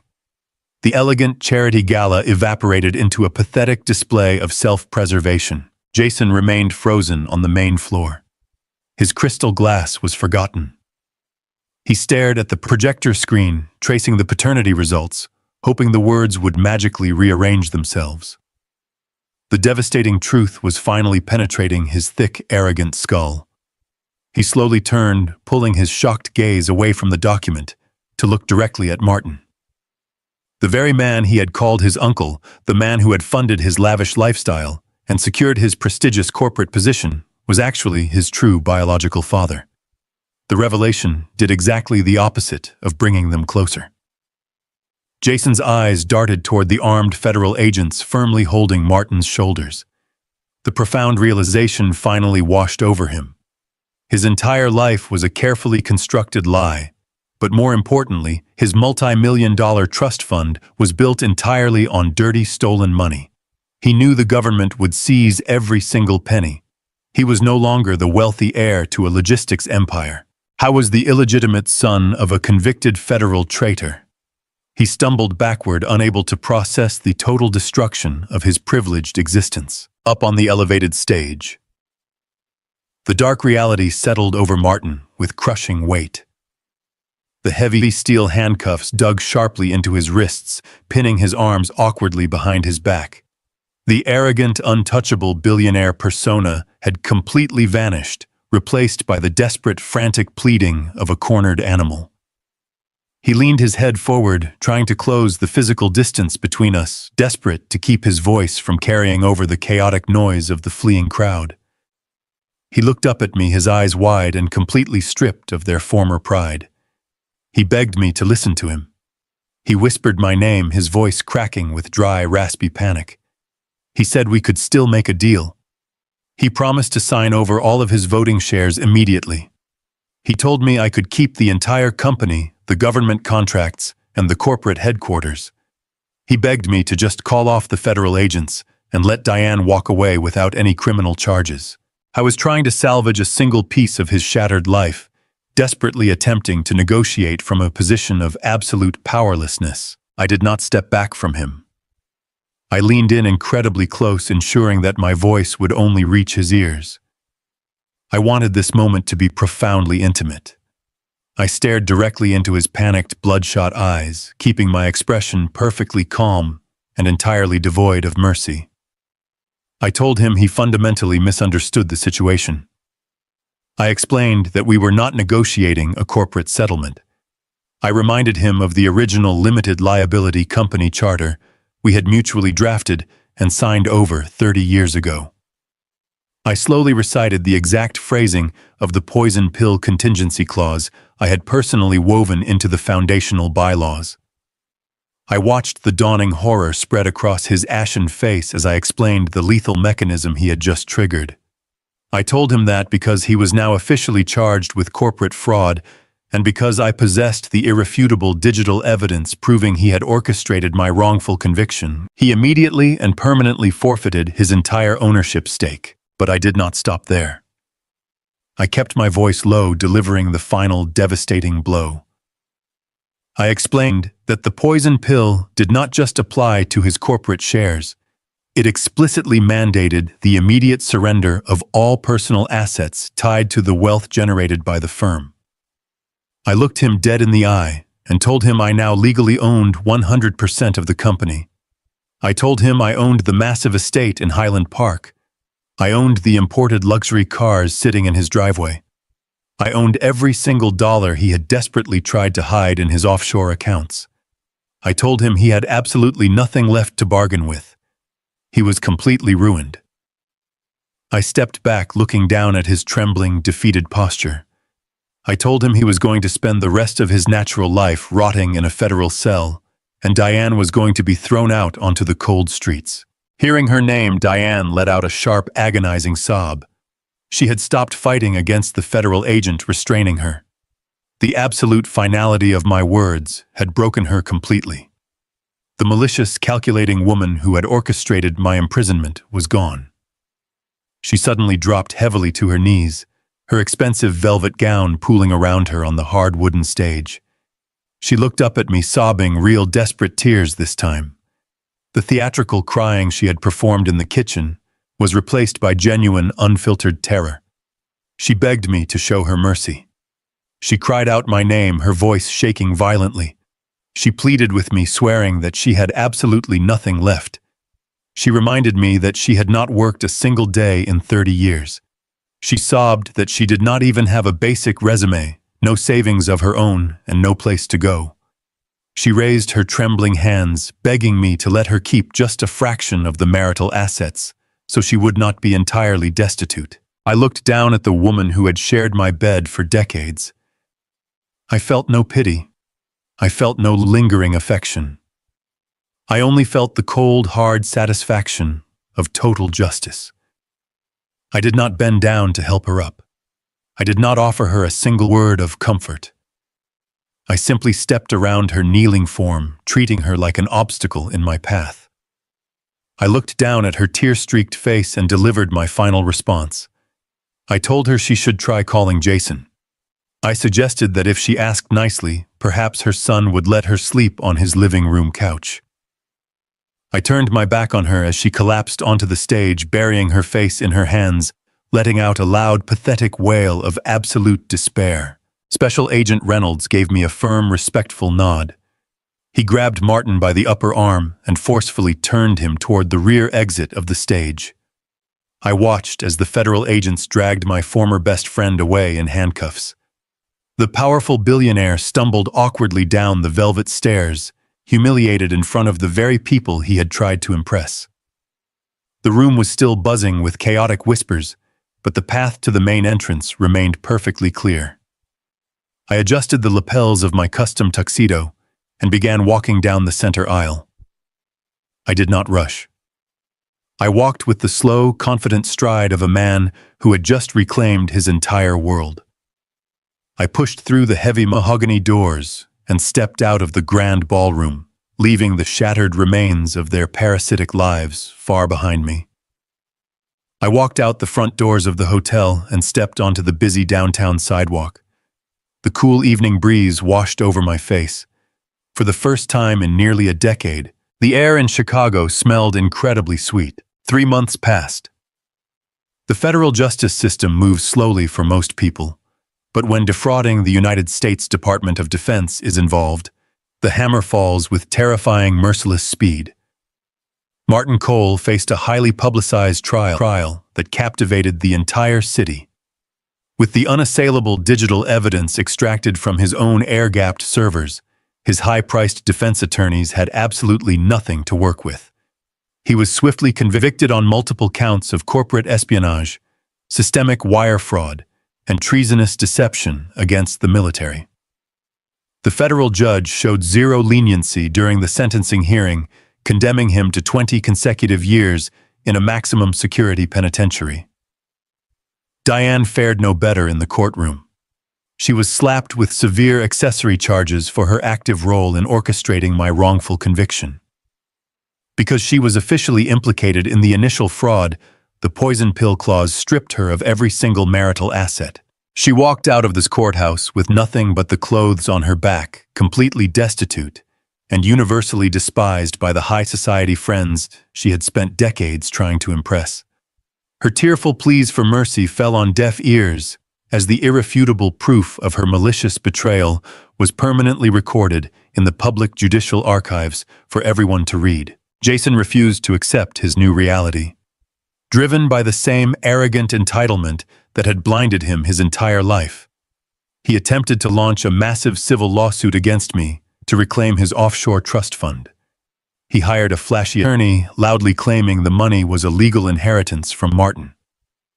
But Michael Gallagher dismantled his pathetic case in a single afternoon. Mike cleanly demonstrated to the presiding judge that the trust had been funded entirely by stolen corporate assets. The federal government immediately seized the entire account, liquidating the millions to pay mandatory restitution fines. Jason was left entirely bankrupt. Without his massive trust fund, his luxury sports car, or his prestigious executive title, his entire fabricated identity collapsed overnight. The last I heard from my private investigators, he was working as a mid-level shift manager at a big-box retail store out in the distant suburbs. He is currently struggling to cover the rent for a tiny, run-down apartment, desperately trying to pay off Diane's mounting legal fees while she awaits her own trial. The boy who had once sneered at me in a diner ordering me to stay in a cheap motel was now experiencing the exact financial humiliation he had casually wished upon me. With the parasites finally removed from my life, I returned to the massive estate in Highland Park. Walking through those heavy double mahogany doors as a free, vindicated man was an indescribable feeling. But the grand house still carried the foul, suffocating stench of their 30-year betrayal. Every single room was a meticulously decorated museum dedicated to their endless deception. So I hired a massive professional demolition crew. I ordered them to completely gut the entire interior of the mansion. We ripped out the imported marble countertops, tore down the expensive modern art, and shattered the crystal chandeliers that Diane had so proudly displayed for her wealthy friends. I took every single piece of custom furniture Martin and Diane had purchased, with my money, dragged it out to the expansive backyard patio, and built a massive, towering bonfire. I stood in the freezing winter air, watching the velvet sofas and silk curtains burn to absolute ash. I watched the bright orange flames dance against the dark evening sky, physically and symbolically, purging the sprawling estate of their toxic, parasitic memory. I stood by the fire until nothing remained but glowing embers, feeling a profound, deeply satisfying sense of closure wash over my tired soul. Restoring my personal sanctuary was only the beginning of my resurrection. The corporate empire required immediate, decisive stabilization. The overwhelming scandal of Martin's dramatic public arrest had caused a brief, violent plunge in the company stock. Investors were panicked, and the board of directors was completely terrified of impending federal audits. But I stepped back into the executive boardroom with a steady hand and an unbreakable iron will. I officially renamed the corporation Barrett Logistics, permanently erasing the coal legacy from the global industry forever. I appointed Michael Gallagher as my new chief legal officer. He was handsomely compensated for his unparalleled loyalty and brilliant legal mind. He took immense visible pleasure in swiftly firing every single corrupt executive Martin had hired over the past decade. Within 2 months, I successfully renegotiated the highly lucrative Department of Defense contracts. I assured the nervous generals that the proprietary routing algorithm was safely back in the capable hands of its true patriotic creator. The volatile market responded incredibly well to my confident leadership, and the company stock steadily climbed back to its record high.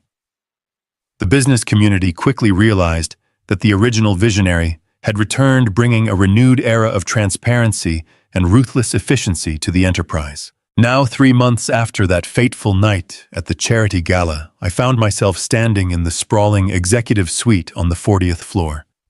The massive Italian oak desk I had hidden beneath during my covert infiltration was now polished and sitting proudly in the exact center of the room.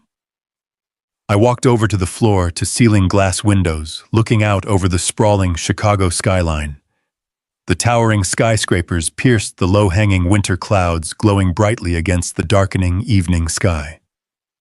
The monumental, crushing weight of the last decade had finally vanished from my weary shoulders. I had walked out of a federal prison with absolutely nothing but a cheap gray suit and a burning, relentless desire for justice. I had faced a billionaire thief, a treacherous wife, and a deceitful son, and dismantled their stolen universe. I was no longer a victim of a broken system. I was the undisputed architect of my own absolute redemption. The corporate empire was finally mine again, stronger than ever. I reached out and gently traced the smooth wooden edge of my executive desk, feeling the solid reality of my triumphant return. The painful wounds of the past were fully healed, replaced by a formidable armor built from undeniable resilience and unwavering determination. The storm had passed, leaving behind a clear, unclouded vision for the prosperous future that lay ahead of me. Every single obstacle they had placed in my path had ultimately transformed into a stepping stone toward my ultimate victory. I had reclaimed my name, my fortune, and my rightful place at the absolute pinnacle of the logistics industry. I took a deep, refreshing breath, savoring the incredibly sweet taste of pure, unadulterated freedom. They had tried to bury me in the dark, but they had foolishly forgotten that I was the one who controlled the light. My legacy was no longer a tragic tale of betrayal and loss. It was a powerful, enduring testament to the sheer strength of the human spirit. I stood tall in the quiet office, ready to face whatever new challenges the world dared to throw at me. I opened the top drawer of the desk and pulled out a small framed photograph. It was a picture of me taken on the very first day I launched this company, standing next to a single rusted delivery truck. I placed the heavy frame back onto the wooden desk. The grueling, agonizing war was completely over. I had emerged as the absolute victor. I was finally truly home. I take a sip of scotch. At 70 years old, society tells you your life is over. They told me 9 years in a cell would break me. But iron is forged in the fire. The amber liquid burns pleasantly as it travels down my throat, serving as a fiery reminder that I am still standing. They expected me to wither away behind those brutal concrete walls. They wanted me consumed by complete bitterness and the cold reality of a life sentence I did not deserve. But they were entirely wrong. Iron is not destroyed in the flames. It transforms. I look at a clean, empty desk. No pictures of a fake family. No illusions. It is a lonely victory, but a pure one. I am no longer blinded by the people I thought loved me. My past life was merely a beautiful lie. It was a carefully constructed facade built upon trust that was entirely misplaced. This fresh reality is stripped of all those toxic shadows. I gaze out across the vast office space. The walls are lined with tall windows that overlook the glittering skyline of a massive city I once ruled, briefly lost, and have conquered again. When the federal authorities first came for me nearly a decade ago, I was completely blindsided. I had built my company from a single rented room into a titan of industry. I had given my son everything. I provided a world-class education, a prime seat at the executive table, and the literal keys to the kingdom. I did not know he was actively using those keys to unlock hidden doors to the criminal underworld. I did not know he was laundering millions through offshore accounts, burying his tracks so deep that the paper trail led directly to my desk. My own son stood in the courtroom wearing the expensive custom suit I bought him and testified against me. He played the tragic, disillusioned son perfectly. He wept convincingly on the stand. He told the jury how he had tried to stop me, how my personal greed had compromised our family name. I watched him lie under oath, realizing in that chilling moment that the boy I raised had died long ago. He was replaced by a ruthless, calculating stranger. I survived the ultimate betrayal not by breaking down, but by weaponizing my patience inside that dark, lonely prison cell. I outsmarted the people who thought they had buried me. The prison yard is a dangerous place for an old man, but it offers absolute mental clarity. There are no corporate distractions. There is only time. I used every single second of that precious time. While my son took over my company, rebranded it, and celebrated his brilliant succession, I sat quietly in the prison library. I read every legal precedent, every financial statute, and every loophole he thought he had successfully exploited. I discreetly reached out to former colleagues who had not been bought by my son's corrupt regime. We communicated in carefully coded letters, slow and deliberate. My son thought he had completely eliminated me, but he merely planted a seed deep underground. He got comfortable. He got arrogant. He truly believed that an old man wearing an orange jumpsuit was no longer a viable threat. That arrogance caused him to start making terrible mistakes. Without my strict oversight, his greed multiplied rapidly. He blindly expanded his illicit laundering operations, bringing in significantly more dangerous clients, getting much sloppier with his corporate ledgers. From my solitary cell, I effectively orchestrated a massive silent audit of his entire empire. Through my highly trusted outside contacts, we painstakingly gathered the digital breadcrumbs my son carelessly left behind. We compiled fake bank statements, encrypted emails, and numerous offshore wire transfers. We slowly built an impenetrable fortress of hard evidence. Then, when the timing was absolutely perfect, when he was finalizing the biggest corporate merger of his career, we finally struck. We delivered the entire comprehensive dossier directly to the Justice Department. It was a flawless, devastating execution. I did not just expose his massive criminal enterprise.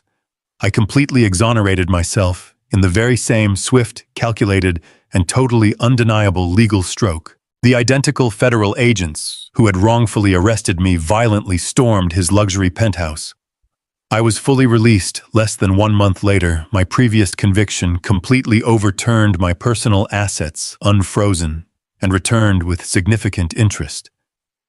My betraying son is now serving a 20-year sentence in the exact same maximum security facility that he maliciously sent me to. He desperately begged for a private meeting right before his final prison transfer. He actually wanted to explain, to apologize, to selfishly invoke the sacred bond of father and son. I coldly declined the pathetic request without any hesitation whatsoever. The arrogant man who wore my honorable name had permanently forfeited the absolute right to my valuable time. I pour myself another small measure of premium scotch, letting the heavy silence of the massive room wash over me. The cowardly executives who previously turned their backs. The corrupt politicians who suddenly stopped taking my urgent calls, they have all shamelessly tried to crawl back. They constantly send lavish gift baskets and desperately extend exclusive invitations to fancy galas, pathetically pretending the last ruined decade was just a terrible misunderstanding. I happily accept their expensive gifts, but flatly decline their invitations. I simply do not need their fragile validation. I do not need their fake smiles or their incredibly hollow apologies. I have finally learned to rely entirely on my own sharp judgment and my own proven instincts. The company is mine again, completely purged of my son's extremely toxic influence. I have purposely surrounded myself with smart people who genuinely value strict loyalty over quick, illicit profits. These new partners truly understand that unshakable integrity is the only corporate currency that actually lasts. I am actively rebuilding the vast empire, but certainly not to leave it to an ungrateful heir. Instead, I want to establish a permanent foundation that will proudly outlast me. A charitable foundation dedicated exclusively to providing robust legal defense for innocent individuals who have been wrongfully accused by malicious actors. We will fight for decent people who do not have the financial resources to successfully battle a broken, corrupt justice system. That will be my ultimate true legacy. I walk over to the large window and gently place my bare hand against the freezing cold glass. The busy city directly below is a beautiful sea of bright moving lights representing millions of innocent, hard-working people living. They are completely unaware of the quiet, ruthless battles fought daily in the hidden corporate shadows. I thoughtfully consider the intense, boiling anger that powerfully sustained me during those terrifying first few years inside that miserable prison. It was a fiercely burning, totally destructive, negative force. But over time, I successfully learned to effectively distill that wild anger into pure, unbreakable focus. True justice is simply the undeniable objective truth finally brought into the glaring light. It is aggressively reclaiming exactly what is rightfully yours, and happily watching the wicked guilty utterly consume themselves with their own monumental blinding hubris. At 70, my guarded heart is finally at peace. I survived the unimaginable betrayal of a child. I look at my reflection. The deep lines show hardship, but my bright eyes refuse victimhood. I am Thomas Barrett. I lost a decade, but I gained my freedom, dignity, and my empire. Life will sometimes hand you the ultimate betrayal from the exact people you trusted with your life. When that happens, your first instinct is to scream, to break down, to demand why. Do not do that. Emotion is the enemy of justice. Silence is your greatest weapon. Let your betrayers believe they have won. Let them get comfortable in their arrogance. While they are celebrating, you must be working in the shadows, gathering your strength and building your case. Vengeance is not a loud explosion. Rather, it is a quiet, calculated chess move that leaves your enemies with absolutely nothing. If this story resonated with you, please hit the like button and subscribe for more incredible tales of survival and ultimate justice. Have you ever experienced a shocking betrayal from someone you deeply trusted? How did you gather the strength to fight back? Drop your story in the comments below.